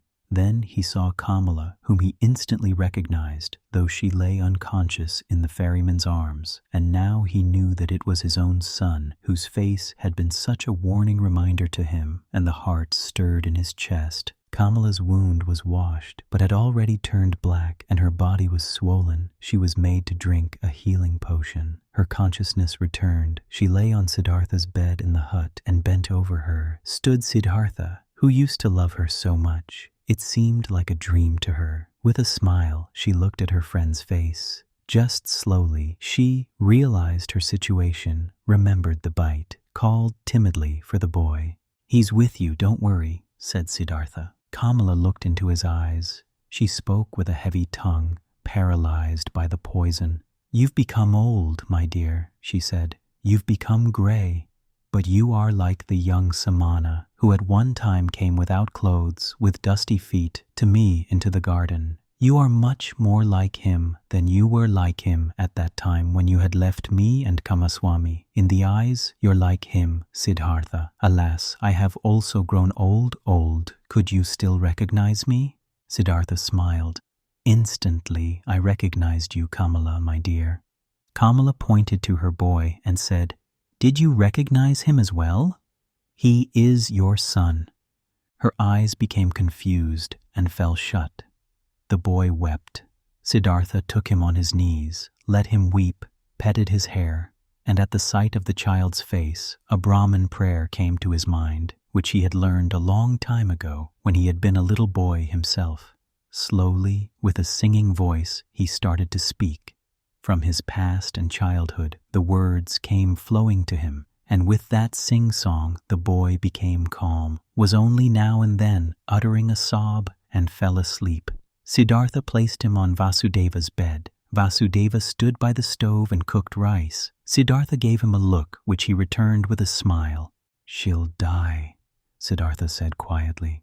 Vasudeva nodded. Over his friendly face ran the light of the stove's fire. Once again, Kamala returned to consciousness. Pain distorted her face. Siddhartha's eyes read the suffering on her mouth, on her pale cheeks. Quietly, he read it, attentively, waiting, his mind becoming one with her suffering. Kamala felt it. Her gaze sought his eyes. Looking at him, she said, Now I see that your eyes have changed as well. They've become completely different. By what do I still recognize that you're Siddhartha? It's you, and it's not you. Siddhartha said nothing. Quietly, his eyes looked at hers. You have achieved it? She asked. You have found peace? He smiled and placed his hand on hers. I'm seeing it, she said. I'm seeing it. I too will find peace. You have found it, Siddhartha spoke in a whisper. Kamala never stopped looking into his eyes. She thought about her pilgrimage to Gautama, which she wanted to take, in order to see the face of the perfected one, to breathe his peace, and she thought that she had now found him in his place, and that it was good, just as good, as if she had seen the other one. She wanted to tell this to him, but the tongue no longer obeyed her will. Without speaking, she looked at him, and he saw the life fading from her eyes. When the final pain filled her eyes and made them grow dim, when the final shiver ran through her limbs, his finger closed her eyelids. For a long time, he sat and looked at her peacefully dead face. For a long time, he observed her mouth, her old, tired mouth, with those lips which had become thin, and he remembered that he used to, in the spring of his years, compare this mouth with a freshly cracked fig. For a long time, he sat, red in the pale face, in the tired wrinkles, filled himself with this sight, saw his own face lying in the same manner, just as white, just as quenched out, and saw at the same time his face and hers being young, with red lips, with fiery eyes, and the feeling of this both being present and at the same time real, the feeling of eternity, completely filled every aspect of his being. Deeply he felt, more deeply than ever before, in this hour, the indestructibility of every life, the eternity of every moment. When he rose, Vasudeva had prepared rice for him, but Siddhartha did not eat. In the stable where their goats stood, the two old men prepared beds of straw for themselves, and Vasudeva lay himself down to sleep. But Siddhartha went outside and sat this night before the hut, listening to the river, surrounded by the past, touched and encircled by all times of his life at the same time. But occasionally he rose, stepped to the door of the hut, and listened whether the boy was sleeping. Early in the morning, even before the sun could be seen, Vasudeva came out of the stable and walked over to his friend. You haven't slept, he said. No, Vasudeva. I sat here, I was listening to the river. A lot it has told me. Deeply it has filled me with the healing thought, with the thought of oneness. You've experienced suffering, Siddhartha, but I see no sadness has entered your heart. No, my dear, how should I be sad? I, who have been rich and happy, have become even richer and happier now. My son has been given to me. Your son shall be welcome to me as well. But now, Siddhartha, let's get to work. There is much to be done. Kamala has died on the same bed on which my wife had died a long time ago. Let us also build Kamala's funeral pile on the same hill on which I had then built my wife's funeral pile. While the boy was still asleep, they built the funeral pile. The son. Timid and weeping, the boy had attended his mother's funeral. Gloomy and shy, he had listened to Siddhartha, who greeted him as his son and welcomed him at his place in Vasudeva's hut. Pale, he sat for many days by the hill of the dead, did not want to eat, gave no open look, did not open his heart, met his fate with resistance and denial. Siddhartha spared him and let him do as he pleased. He honored his mourning. Siddhartha understood that his son did not know him, that he could not love him like a father. Slowly, he also saw and understood that the 11-year-old was a pampered boy, a mother's boy, and that he had grown up in the habits of rich people, accustomed to finer food, to a soft bed, accustomed to giving orders to servants. Siddhartha understood that the mourning, pampered child could not suddenly and willingly be content with a life among strangers and in poverty. He did not force him. He did many a chore for him, always picked the best piece of the meal for him. Slowly, he hoped to win him over by friendly patience. Rich and happy, he had called himself, when the boy had come to him, since time had passed on in the meantime, and the boy remained a stranger and in a gloomy disposition, since he displayed a proud and stubbornly disobedient heart, did not want to do any work, did not pay his respect to the old men, stole from Vasudeva's fruit trees. Then Siddhartha began to understand that his son had not brought him happiness and peace, but suffering and worry. But he loved him, and he preferred the suffering and worries of love over happiness and joy without the boy. Since young Siddhartha was in the hut, the old men had split the work. Vasudeva had again taken on the job of the ferryman all by himself, and Siddhartha, in order to be with his son, did the work in the hut and the field. For a long time, for long months, Siddhartha waited for his son to understand him, to accept his love, to perhaps reciprocate it. For long months, Vasudeva waited, watching, waited, and said nothing. One day, when Siddhartha the younger had once again tormented his father very much with spite and an unsteadiness in his wishes, and had broken both of his rice bowls, Vasudeva took in the evening his friend aside and talked to him. "Pardon me," he said, "from a friendly heart, I'm talking to you. I'm seeing that you are tormenting yourself. I'm seeing that you're in grief. Your son, my dear, is worrying you, and he is also worrying me. That young bird is accustomed to a different life, to a different nest. He has not, like you, run away from riches and the city, being disgusted and fed up with it. Against his will, he had to leave all this behind. I asked the river, oh friend, many times I have asked it, but the river laughs. It laughs at me, it laughs at you and me, and is shaking with laughter at our foolishness. Water wants to join water. Youth wants to join youth. Your son is not in the place where he can prosper. You too should ask the river. You too should listen to it." Troubled, Siddhartha looked into his friendly face, in the many wrinkles of which there was incessant cheerfulness. "How could I part with him?" he said quietly, ashamed. "Give me some more time, my dear. See, I'm fighting for him. I'm seeking to win his heart. With love and with friendly patience, I intend to capture it. One day the river shall also talk to him. He also is called upon." Vasudeva's smile flourished more warmly. "Oh yes, he too is called upon. He too is of the eternal life. But do we, you and me, know what he is called upon to do, what path to take, what actions to perform, what pain to endure? Not a small one his pain will be. After all, his heart is proud and hard. People like this have to suffer a lot, err a lot, do much injustice, burden themselves with much sin. Tell me, my dear, you're not taking control of your son's upbringing? You don't force him? You don't beat him? You don't punish him?" "No, Vasudeva, I don't do anything of this." "I knew it. You don't force him, don't beat him, don't give him orders, because you know that soft is stronger than hard, water stronger than rocks, love stronger than force. Very good, I praise you. But aren't you mistaken in thinking that you wouldn't force him, wouldn't punish him? Don't you shackle him with your love? Don't you make him feel inferior every day? And don't you make it even harder on him with your kindness and patience? Don't you force him, the arrogant and pampered boy, to live in a hut with 2 old banana eaters, to whom even rice is a delicacy, whose thoughts can't be his, whose hearts are old and quiet and beat in a different pace than his? Isn't he forced? Isn't he punished by all this? Troubled, Siddhartha looked to the ground. Quietly, he asked, "What do you think should I do?" Quoth Vasudeva, "Bring him into the city, bring him into his mother's house. There'll still be servants around. Give him to them. And when there aren't any around anymore, bring him to a teacher, not for the teaching's sake, but so that he shall be among other boys and among girls, and in the world which is his own.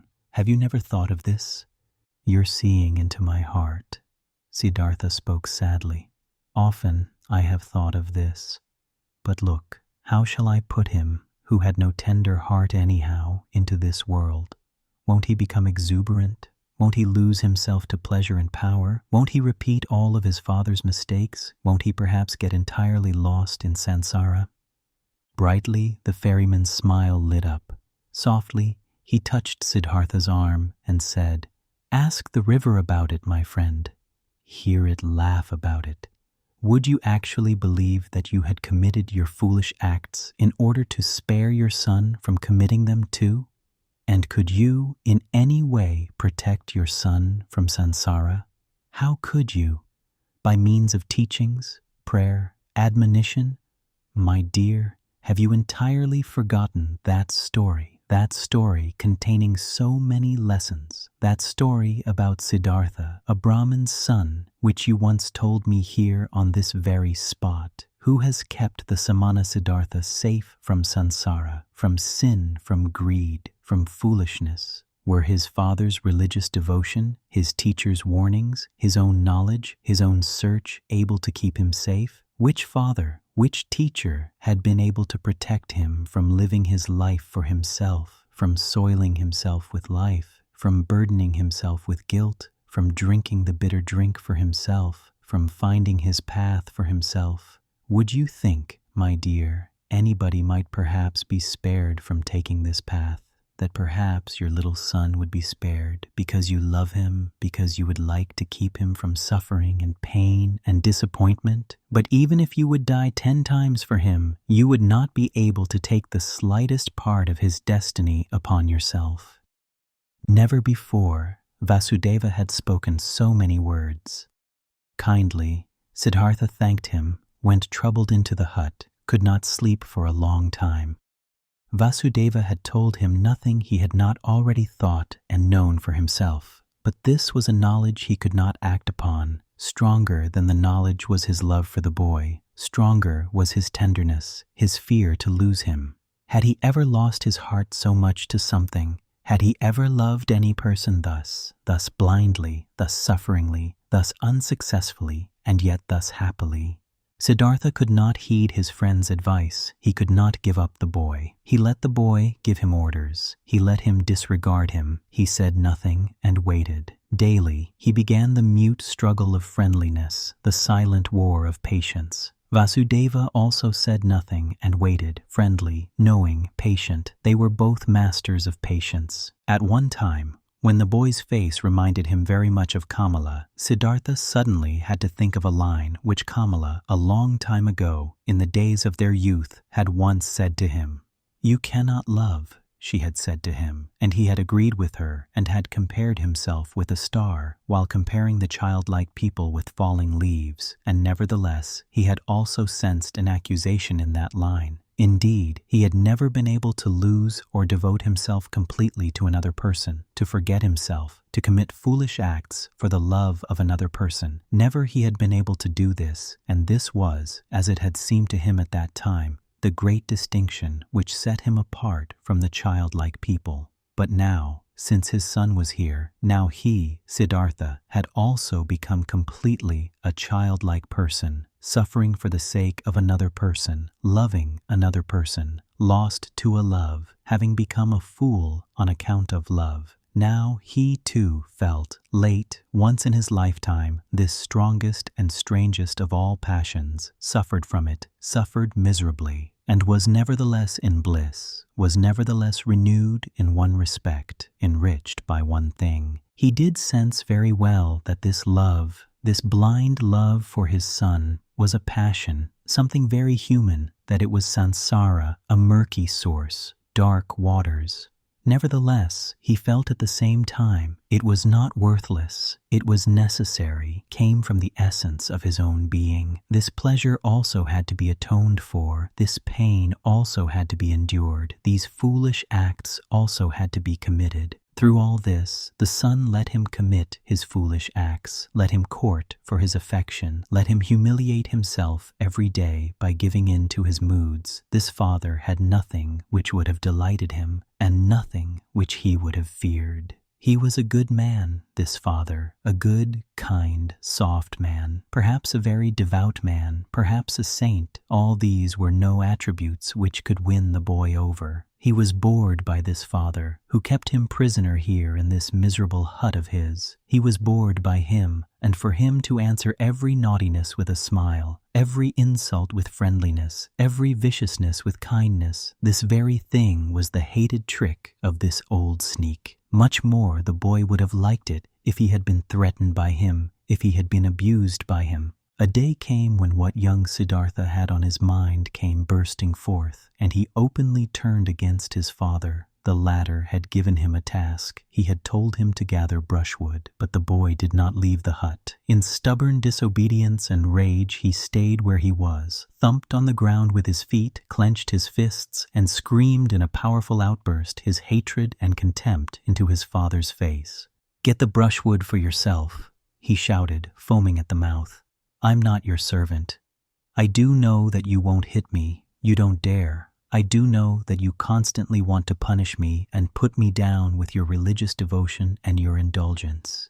You want me to become like you, just as devout, just as soft, just as wise. But I, listen up, just to make you suffer, I rather want to become a highway robber and murderer and go to hell than to become like you. I hate you. You're not my father, and if you've 10 times been my mother's fornicator." Rage and grief boiled over in him, foamed at the father in 100 savage and evil words. Then the boy ran away and only returned late at night. But the next morning he had disappeared. What had also disappeared was a small basket, woven out of bast of 2 colors, in which the ferrymen kept those copper and silver coins which they received as a fare. The boat had also disappeared. Siddhartha saw it lying by the opposite bank. The boy had run away. "I must follow him," said Siddhartha, who had been shivering with grief since those ranting speeches the boy had made yesterday. "A child can't go through the forest all alone. He'll perish. We must build a raft, Vasudeva, to get over the water." "We will build a raft," said Vasudeva, "to get our boat back, which the boy has taken away. But him you shall let run along, my friend. He is no child any more. He knows how to get around. He's looking for the path to the city, and he is right, don't forget that. He's doing what you've failed to do yourself. He's taking care of himself. He's taking his course. Alas, Siddhartha, I see you suffering, but you're suffering a pain at which one would like to laugh, at which you'll soon laugh for yourself." Siddhartha did not answer. He already held the axe in his hands and began to make a raft of bamboo, and Vasudeva helped him to tie the canes together with ropes of grass. Then they crossed over, drifted far off their course, pulled the raft upriver on the opposite bank.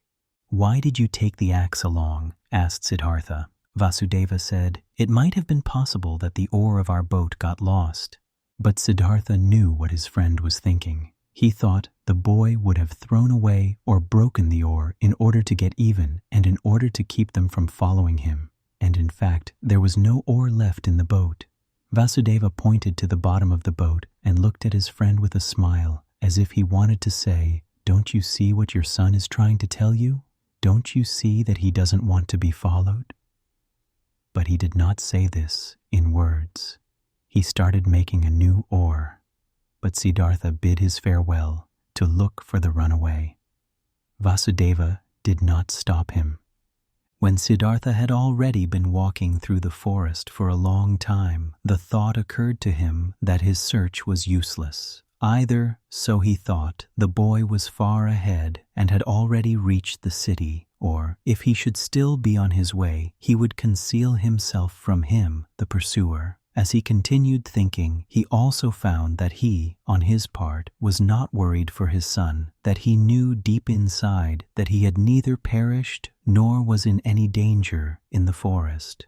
Nevertheless, he ran without stopping, no longer to save him, just to satisfy his desire, just to perhaps see him one more time, and he ran up to just outside of the city. When, near the city, he reached a wide road, he stopped by the entrance of the beautiful pleasure garden which used to belong to Kamala, where he had seen her for the first time in her sedan chair. The past rose up in his soul. Again, he saw himself standing there, young, a bearded, naked samana, the hair full of dust. For a long time, Siddhartha stood there and looked through the open gate into the garden, seeing monks in yellow robes walking among the beautiful trees. For a long time, he stood there, pondering, seeing images, listening to the story of his life. For a long time, he stood there, looked at the monks, saw young Siddhartha in their place, saw young Kamala walking among the high trees. Clearly, he saw himself being served food and drink by Kamala, receiving his first kiss from her, looking proudly and disdainfully back on his Brahmanism, beginning proudly and full of desire his worldly life.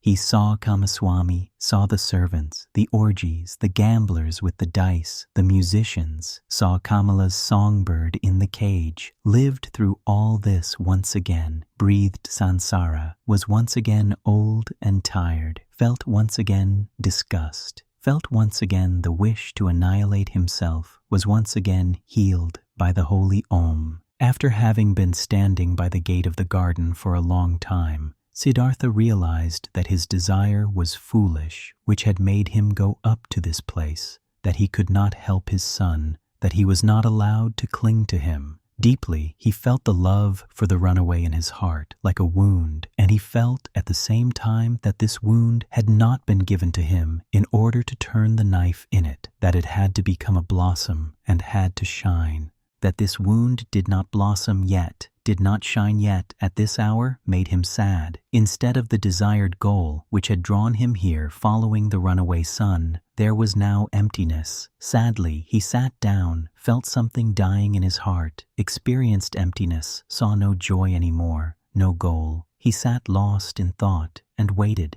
This he had learned by the river, this one thing, waiting, having patience, listening attentively. And he sat and listened in the dust of the road, listened to his heart beating tiredly and sadly, waited for a voice. Many an hour he crouched, listening, saw no images anymore, fell into emptiness, let himself fall without seeing a path. And when he felt the wound burning, he silently spoke the Om, filled himself with Om. The monks in the garden saw him, and since he crouched for many hours, and dust was gathering on his gray hair, one of them came to him and placed 2 bananas in front of him. The old man did not see him. From this petrified state, he was awoken by a hand touching his shoulder. Instantly, he recognized this touch, this tender, bashful touch, and regained his senses. He rose and greeted Vasudeva, who had followed him, and when he looked into Vasudeva's friendly face, into the small wrinkles, which were as if they were filled with nothing but his smile, into the happy eyes, then he smiled too. Now he saw the bananas lying in front of him, picked them up, gave one to the ferryman, ate the other one himself. After this, he silently went back into the forest with Vasudeva, returned home to the ferry. Neither one talked about what had happened today. Neither one mentioned the boy's name. Neither one spoke about him running away. Neither one spoke about the wound. In the hut, Siddhartha lay down on his bed, and when after a while Vasudeva came to him to offer him a bowl of coconut milk, he already found him asleep. O.M. For a long time, the wound continued to burn.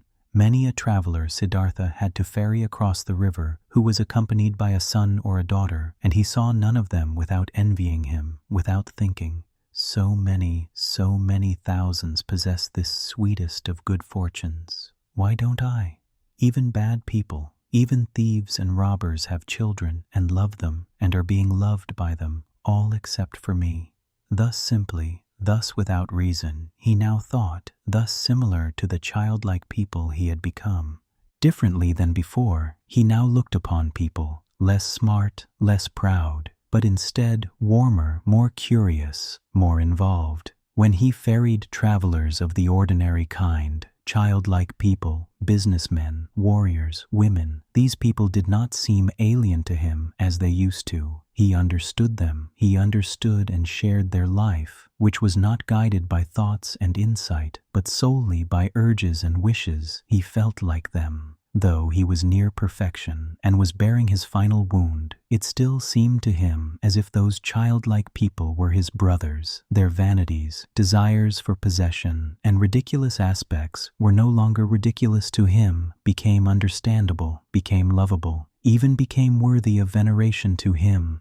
The blind love of a mother for her child, the stupid blind pride of a conceited father for his only son, the blind, wild desire of a young, vain woman for jewelry and admiring glances from men, all of these urges, all of this childish stuff, all of these simple, foolish, but immensely strong, strongly living, strongly prevailing urges and desires were now no childish notions for Siddhartha anymore. He saw people living for their sake, saw them achieving infinitely much for their sake. Traveling, conducting wars, suffering infinitely much, bearing infinitely much, and he could love them for it. He saw life, that what is alive, the indestructible, the Brahman, in each of their passions, each of their acts. Worthy of love and admiration were these people, in their blind loyalty, their blind strength and tenacity. They lacked nothing. There was nothing the knowledgeable one, the thinker, had to put him above them except for one little thing, a single, tiny, small thing, the consciousness, the conscious thought of the oneness of all life. And Siddhartha even doubted in many an hour whether this knowledge, this thought was to be valued thus highly, whether it might not also perhaps be a childish idea of the thinking people, of the thinking and childlike people. In all other respects, the worldly people were of equal rank to the wise men, were often far superior to them, just as animals too can, after all, in some moments seem to be superior to humans in their tough, unrelenting performance of what is necessary. Slowly blossomed, slowly ripened in Siddhartha the realization, the knowledge, what wisdom actually was, what the goal of his long search was. It was nothing but a readiness of the soul, an ability, a secret art, to think every moment while living his life, the thought of oneness, to be able to feel and inhale the oneness. Slowly this blossomed in him, was shining back at him from Vasudeva's old, childlike face. Harmony, knowledge of the eternal perfection of the world, smiling, oneness. But the wound still burned. Longingly and bitterly, Siddhartha thought of his son, nurtured his love and tenderness in his heart, allowed the pain to gnaw at him, committed all foolish acts of love. Not by itself this flame would go out. And one day, when the wound burned violently, Siddhartha ferried across the river, driven by a yearning, got off the boat, and was willing to go to the city and to look for his son. The river flowed softly and quietly. It was the dry season, but its voice sounded strange. It laughed clearly. The river laughed, it laughed brightly and clearly at the old ferryman. Siddhartha stopped. He bent over the water in order to hear even better, and he saw his face reflected in the quietly moving waters. And in this reflected face there was something which reminded him, something he had forgotten. And as he thought about it, he found it. This face resembled another face which he used to know and love and also fear. It resembled his father's face, the Brahman, and he remembered how he, a long time ago, as a young man, had forced his father to let him go to the penitence, how he had bid his farewell to him, how he had gone and had never come back. Had his father not also suffered the same pain for him, which he now suffered for his son? Had his father not long since died, alone, without having seen his son again? Did he not have to expect the same fate for himself? Was it not a comedy, a strange and stupid matter, this repetition, this running around in a fateful circle? The river laughed. Yes, so it was. Everything came back, which had not been suffered and solved up to its end. The same pain was suffered over and over again, but Siddhartha went back into the boat and ferried back to the hut, thinking of his father, thinking of his son, laughed at by the river, at odds with himself, tending towards despair and not less tending towards laughing along at himself and the entire world. Alas, the wound was not blossoming yet. His heart was still fighting his fate. Cheerfulness and victory were not yet shining from his suffering. Nevertheless, he felt hope, and once he had returned to the hut, he felt an undefeatable desire to open up to Vasudeva, to show him everything, the master of listening, to say everything. Vasudeva was sitting in the hut and weaving a basket. He no longer used the ferry boat. His eyes were starting to get weak, and not just his eyes, his arms and hands as well. Unchanged and flourishing was only the joy and the cheerful benevolence of his face. Siddhartha sat down next to the old man. Slowly, he started talking. What they had never talked about, he now told him of his walk to the city at that time, of the burning wound, of his envy at the sight of happy fathers, of his knowledge of the foolishness of such wishes, of his futile fight against them. He reported everything. He was able to say everything, even the most embarrassing parts. Everything could be said, everything shown, everything he could tell. He presented his wound, also told how he fled today, how he ferried across the water, a childish runaway, willing to walk to the city, how the river had laughed. While he spoke for a long time, while Vasudeva was listening with a quiet face. Vasudeva's listening gave Siddhartha a stronger sensation than ever before. He sensed how his pain, his fears flowed over to him, how his secret hope flowed over, came back at him from his counterpart. To show his wound to this listener was the same as bathing it in the river until it had cooled and become one with the river. While he was still speaking, still admitting and confessing, Siddhartha felt more and more that this was no longer Vasudeva, no longer a human being who was listening to him, that this motionless listener was absorbing his confession into himself like a tree the rain, that this motionless man was the river itself, that he was God himself, that he was the eternal itself. And while Siddhartha stopped thinking of himself and his wound, this realization of Vasudeva's changed character took possession of him, and the more he felt it and entered into it, the less wondrous it became. The more he realized that everything was in order and natural, that Vasudeva had already been like this for a long time, almost forever, that only he had not quite recognized it. Yes, that he himself had almost reached the same state. He felt that he was now seeing old Vasudeva as the people see the gods, and that this could not last. In his heart, he started bidding his farewell to Vasudeva. Throughout all this, he talked incessantly. When he had finished talking, Vasudeva turned his friendly eyes, which had grown slightly weak, at him, said nothing, let his silent love and cheerfulness, understanding and knowledge shine at him. He took Siddhartha's hand, led him to the seat by the bank, sat down with him, smiled at the river. "You've heard it laugh," he said, "but you haven't heard everything.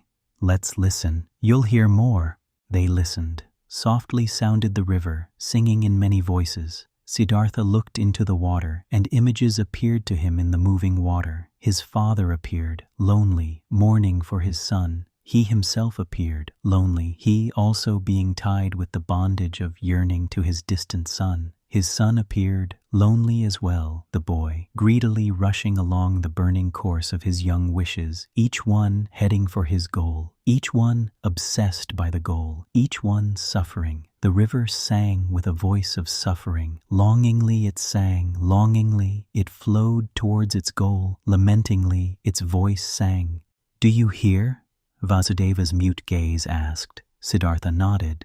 "Listen better," Vasudeva whispered. Siddhartha made an effort to listen better. The image of his father, his own image, the image of his son merged. Kamala's image also appeared and was dispersed, and the image of Govinda and other images, and they merged with each other, turned all into the river, headed all, being the river, for the goal, longing, desiring, suffering, and the river's voice sounded full of yearning, full of burning woe, full of unsatisfiable desire. For the goal, the river was heading. Siddhartha saw it hurrying, the river, which consisted of him and his loved ones, and of all people he had ever seen. All of these waves and waters were hurrying, suffering, towards goals, many goals, the waterfall, the lake, the rapids, the sea, and all goals were reached, and every goal was followed by a new one, and the water turned into vapor and rose to the sky, turned into rain and poured down from the sky, turned into a source, a stream, a river, headed forward once again, flowed on once again.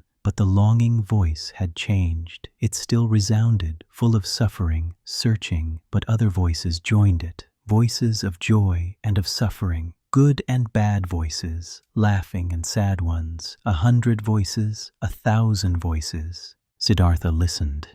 He was now nothing but a listener, completely concentrated on listening, completely empty. He felt that he had now finished learning to listen. Often before, he had heard all this, these many voices in the river. Today, it sounded new. Already, he could no longer tell the many voices apart, not the happy ones from the weeping ones, not the ones of children from those of men. They all belonged together, the lamentation of yearning and the laughter of the knowledgeable one, the scream of rage and the moaning of the dying ones. Everything was one, everything was intertwined and connected, entangled 1,000 times, and everything together, all voices, all goals, all yearning, all suffering, all pleasure, all that was good and evil, all of this together was the world. All of it together was the flow of events, was the music of life. And when Siddhartha was listening attentively to this river, this song of 1,000 voices, when he neither listened to the suffering nor the laughter, when he did not tie his soul to any particular voice and submerged his self into it, but when he heard them all, perceived the whole, the oneness, then the great song of the 1,000 voices consisted of a single word, which was Om, the perfection. "Do you hear?" Vasudeva's gaze asked again. Brightly, Vasudeva's smile was shining, floating radiantly over all the wrinkles of his old face, as the Om was floating in the air over all the voices of the river. Brightly, his smile was shining when he looked at his friend, and brightly, the same smile was now starting to shine on Siddhartha's face as well. His wound blossomed, his suffering was shining, his self had flown into the oneness. In this hour, Siddhartha stopped fighting his fate, stopped suffering. On his face flourished the cheerfulness of a knowledge which is no longer opposed by any will, which knows perfection, which is in agreement with the flow of events, with the current of life, full of sympathy for the pain of others, full of sympathy for the pleasure of others, devoted to the flow, belonging to the oneness. When Vasudeva rose from the seat by the bank, when he looked into Siddhartha's eyes and saw the cheerfulness of the knowledge shining in them, he softly touched his shoulder with his hand in this careful and tender manner and said, "I've been waiting for this hour, my dear. Now that it has come, let me leave. For a long time, I've been waiting for this hour. For a long time, I've been Vasudeva the ferryman. Now it's enough. Farewell, but farewell, river. Farewell, Siddhartha." Siddhartha made a deep bow before him, who bid his farewell. "I've known it," he said quietly. "You'll go into the forests?" "I'm going into the forests. I'm going into the oneness," spoke Vasudeva with a bright smile. With a bright smile, he left. Siddhartha watched him leaving. With deep joy, with deep solemnity, he watched him leave, saw his steps full of peace, saw his head full of luster, saw his body full of light. Govinda. Together with other monks, Govinda used to spend the time of rest between pilgrimages in the pleasure grove, which the courtesan Kamala had given to the followers of Gautama for a gift. He heard talk of an old ferryman who lived one day's journey away by the river and who was regarded as a wise man by many. When Govinda went back on his way, he chose the path to the ferry, eager to see the ferryman. Because, though he had lived his entire life by the rules, though he was also looked upon with veneration by the younger monks, on account of his age and his modesty, the restlessness and the searching still had not perished from his heart. He came to the river and asked the old man to ferry him over, and when they got off the boat on the other side, he said to the old man, "You're very good to us monks and pilgrims. You have already ferried many of us across the river. Aren't you too, ferryman, a searcher for the right path?" quoth Siddhartha, smiling from his old eyes. "Do you call yourself a searcher, O venerable one, though you are already well on in years and are wearing the robe of Gautama's monks?" "It's true. I'm old," spoke Govinda, "but I haven't stopped searching. Never I'll stop searching. This seems to be my destiny. You too, so it seems to me, have been searching. Would you like to tell me something, O honorable one?" quoth Siddhartha. "What should I possibly have to tell you, O venerable one? Perhaps that you're searching far too much, that in all that searching you don't find the time for finding?" "How come?" asked Govinda.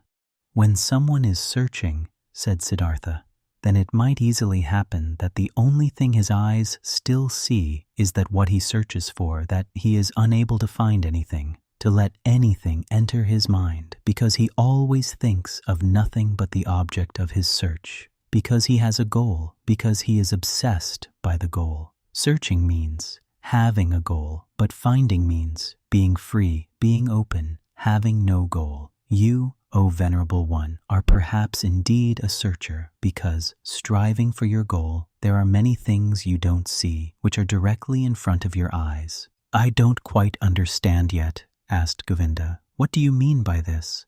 Quoth Siddhartha, "A long time ago, O venerable one, many years ago, you've once before been at this river and have found a sleeping man by the river and have sat down with him to guard his sleep. But, O Govinda, you did not recognize the sleeping man." Astonished, as if he had been the object of a magic spell, the monk looked into the ferryman's eyes. "Are you Siddhartha?" he asked with a timid voice. "I wouldn't have recognized you this time as well. From my heart, I'm greeting you, Siddhartha. From my heart, I'm happy to see you once again. You've changed a lot, my friend. And so you've now become a ferryman?" In a friendly manner, Siddhartha laughed. "A ferryman, yes. Many people, Govinda, have to change a lot, have to wear many a robe. I am one of those, my dear. Be welcome, Govinda, and spend the night in my hut." Govinda stayed the night in the hut and slept on the bed which used to be Vasudeva's bed. Many questions he posed to the friend of his youth, many things Siddhartha had to tell him from his life. When in the next morning the time had come to start the day's journey, Govinda said, not without hesitation, these words, "Before I'll continue on my path, Siddhartha, permit me to ask one more question. Do you have a teaching, do you have a faith or a knowledge you follow, which helps you to live and to do right?" Quoth Siddhartha, "You know, my dear, that I already, as a young man, in those days when we lived with the penitents in the forest, started to distrust teachers and teachings and to turn my back to them. I have stuck with this. Nevertheless, I have had many teachers since then. A beautiful courtesan has been my teacher for a long time, and a rich merchant was my teacher, and some gamblers with dice. Once, even a follower of Buddha, traveling on foot, has been my teacher. He sat with me when I had fallen asleep in the forest, on the pilgrimage. I've also learned from him. I'm also grateful to him, very grateful. But most of all, I have learned here from this river and from my predecessor, the ferryman Vasudeva. He was a very simple person, Vasudeva. He was no thinker, but he knew what is necessary just as well as Gautama. He was a perfect man, a saint. Govinda said, "Still, O Siddhartha, you love a bit to mock people, as it seems to me. I believe in you and know that you haven't followed a teacher, but haven't you found something by yourself? Though you found no teachings, you still found certain thoughts, certain insights, which are your own and which help you to live. If you would like to tell me some of these, you would delight my heart." Quoth Siddhartha, "I've had thoughts, yes, and insight, again and again. Sometimes, for an hour or for an entire day, I have felt knowledge in me as one would feel life in one's heart. There have been many thoughts, but it would be hard for me to convey them to you. Look, my dear Govinda, this is one of my thoughts which I have found. Wisdom cannot be passed on. Wisdom which a wise man tries to pass on to someone always sounds like foolishness." "Are you kidding?" asked Govinda. "I'm not kidding. I'm telling you what I've found. Knowledge can be conveyed, but not wisdom. It can be found. It can be lived. It is possible to be carried by it. Miracles can be performed with it, but it cannot be expressed in words and taught. This was what I, even as a young man, sometimes suspected, what has driven me away from the teachers. I have found a thought, Govinda, which you'll again regard as a joke or foolishness, but which is my best thought.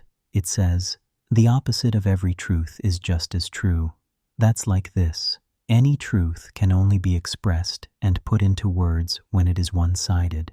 Everything is one-sided, which can be thought with thoughts and said with words. It's all one-sided, all just one half, all lacks completeness, roundness, oneness. When the exalted Gautama spoke in his teachings of the world, he had to divide it into samsara and nirvana, into deception and truth, into suffering and salvation. It cannot be done differently. There is no other way for him who wants to teach. But the world itself, what exists around us and inside of us, is never one-sided. A person or an act is never entirely samsara or entirely nirvana. A person is never entirely holy or entirely sinful. It does really seem like this because we are subject to deception, as if time was something real. Time is not real, Govinda. I have experienced this often and often again. And if time is not real, then the gap which seems to be between the world and the eternity, between suffering and blissfulness, between evil and good, is also a deception.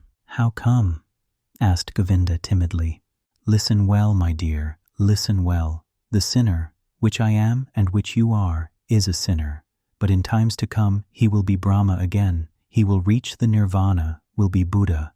And now see, these times to come are a deception, are only a parable. The sinner is not on his way to become a Buddha. He is not in the process of developing, though our capacity for thinking does not know how else to picture these things. No, within the sinner is now and today already the future Buddha. His future is already all there. You have to worship in him, in you, in everyone the Buddha which is coming into being, the possible, the hidden Buddha. The world, my friend Govinda, is not imperfect or on a slow path towards perfection. No, it is perfect in every moment. All sin already carries the divine forgiveness in itself. All small children already have the old person in themselves. All infants already have death. All dying people the eternal life. It is not possible for any person to see how far another one has already progressed on his path. In the robber and dice gambler, the Buddha is waiting. In the Brahmin, the robber is waiting.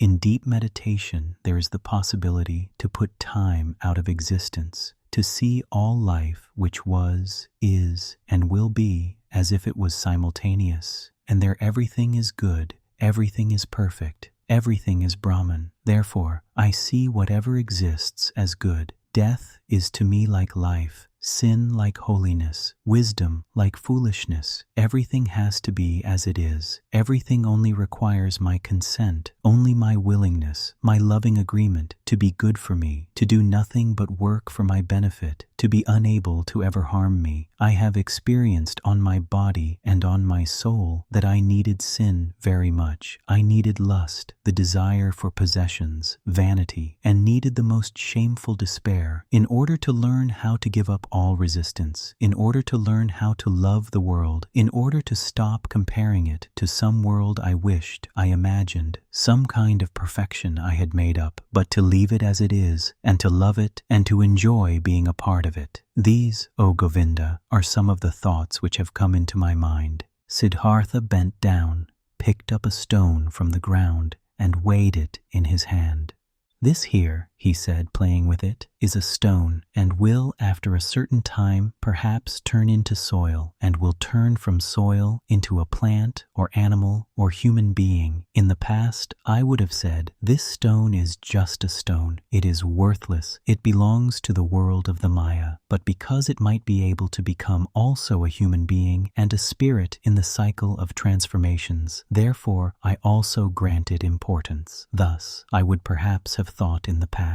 But today I think, this stone is a stone. It is also animal. It is also God. It is also Buddha. I do not venerate and love it, because it could turn into this or that, but rather because it is already and always everything, and it is this very fact that it is a stone, that it appears to me now and today as a stone. This is why I love it and see worth and purpose in each of its veins and cavities, in the yellow, in the gray, in the hardness, in the sound it makes when I knock at it, in the dryness or wetness of its surface. There are stones which feel like oil or soap, and others like leaves, others like sand, and everyone is special and prays the Om in its own way. Each one is Brahman, but simultaneously, and just as much, it is a stone, is oily or juicy, and this is the very fact which I like and regard as wonderful and worthy of worship. But let me speak no more of this. The words are not good for the secret meaning. Everything always becomes a bit different. As soon as it is put into words, gets distorted a bit silly. Yes, and this is also very good, and I like it a lot. I also very much agree with this, that this, what is one man's treasure and wisdom, always sounds like foolishness to another person. Govinda listened silently.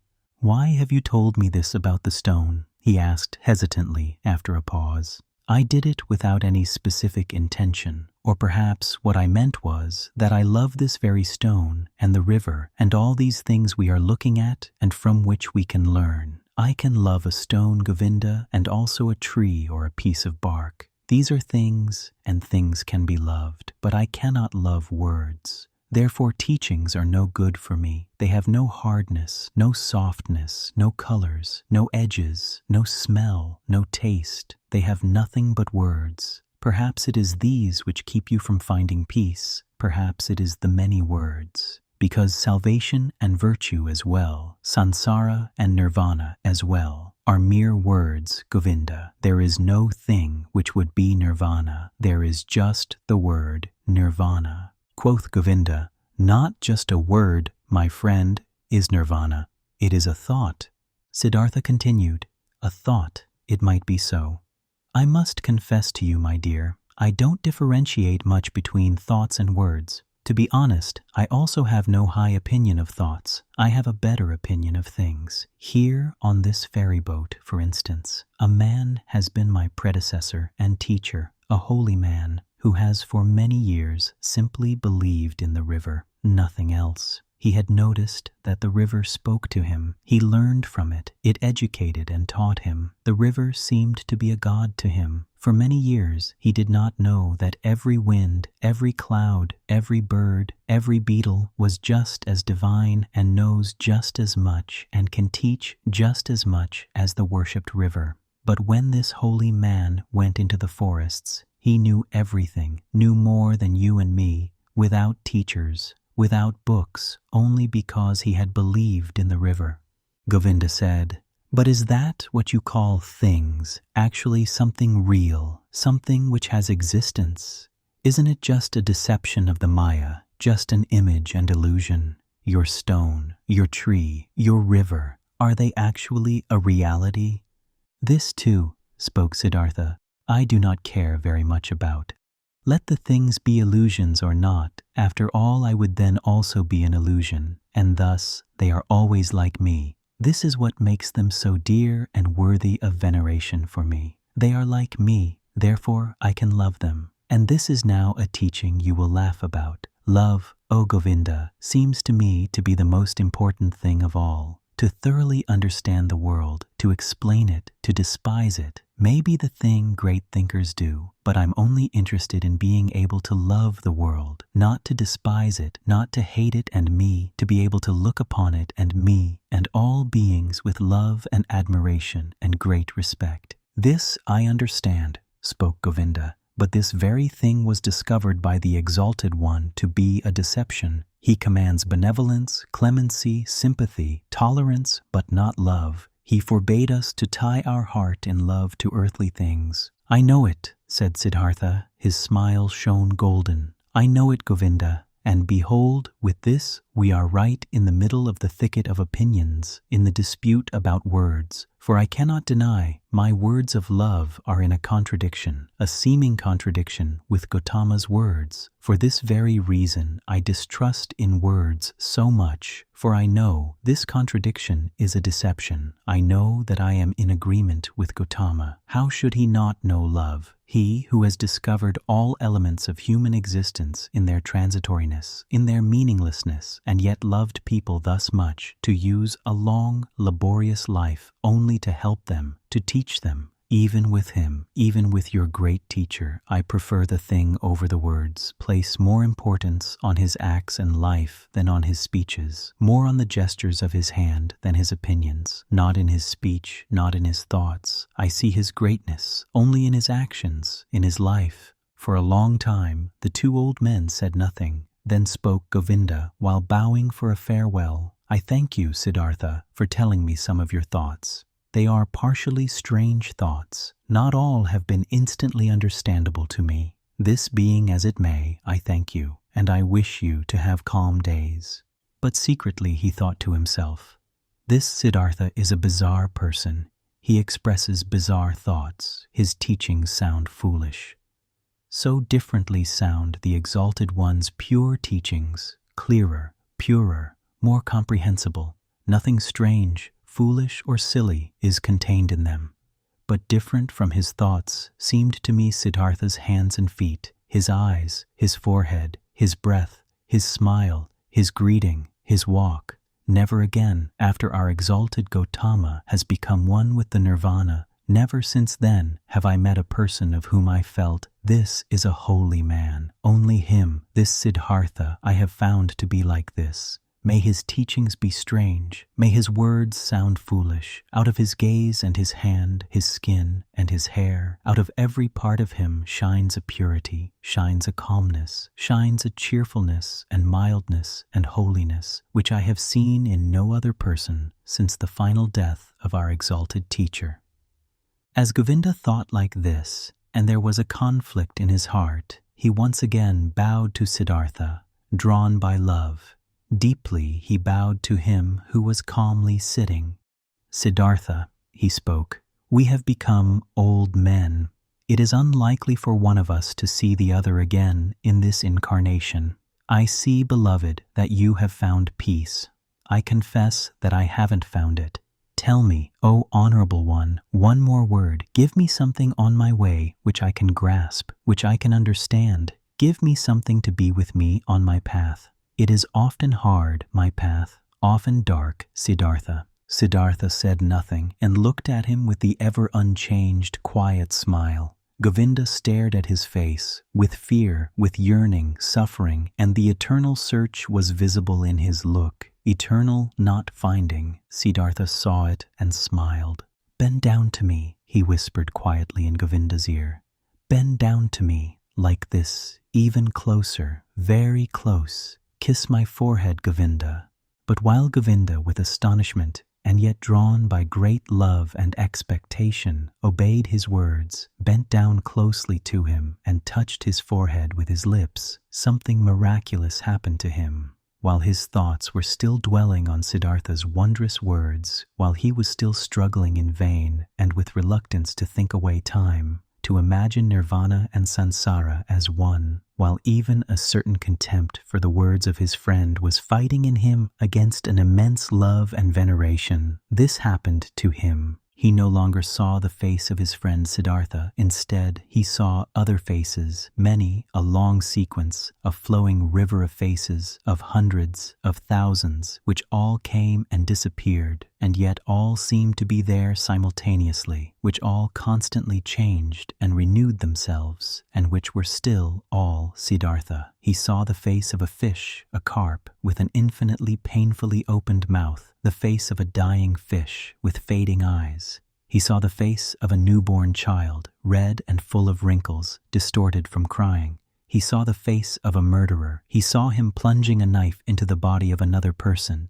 He saw, in the same second, this criminal in bondage, kneeling and his head being chopped off by the executioner with one blow of his sword. He saw the bodies of men and women naked in positions and cramps of frenzied love. He saw corpses stretched out, motionless, cold, void. He saw the heads of animals, of boars, of crocodiles, of elephants, of bulls, of birds. He saw gods, saw Krishna, saw Agni. He saw all of these figures and faces in 1,000 relationships with one another, each one helping the other, loving it, hating it, destroying it, giving rebirth to it. Each one was a will to die, a passionately painful confession of transitoriness, and yet none of them died. Each one only transformed, was always reborn, received evermore a new face, without any time having passed between the one and the other face. And all of these figures and faces rested, flowed, generated themselves, floated along and merged with each other, and they were all constantly covered by something thin, without individuality of its own, but yet existing like a thin glass or ice,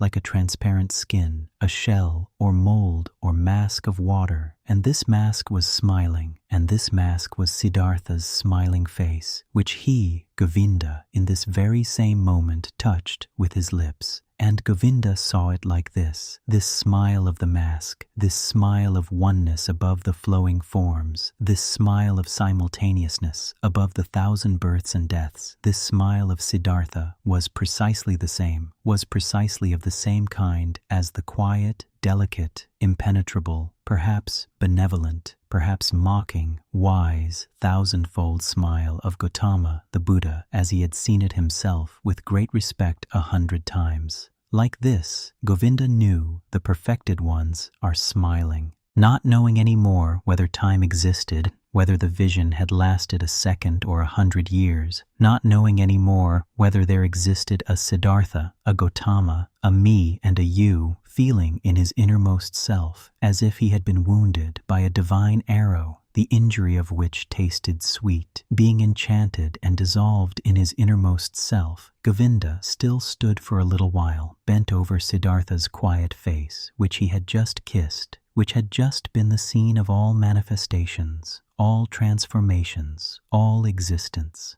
The face was unchanged, after under its surface the depth of the 1,000-foldness had closed up again. He smiled silently, smiled quietly and softly, perhaps very benevolently, perhaps very mockingly, precisely as he used to smile, the exalted one.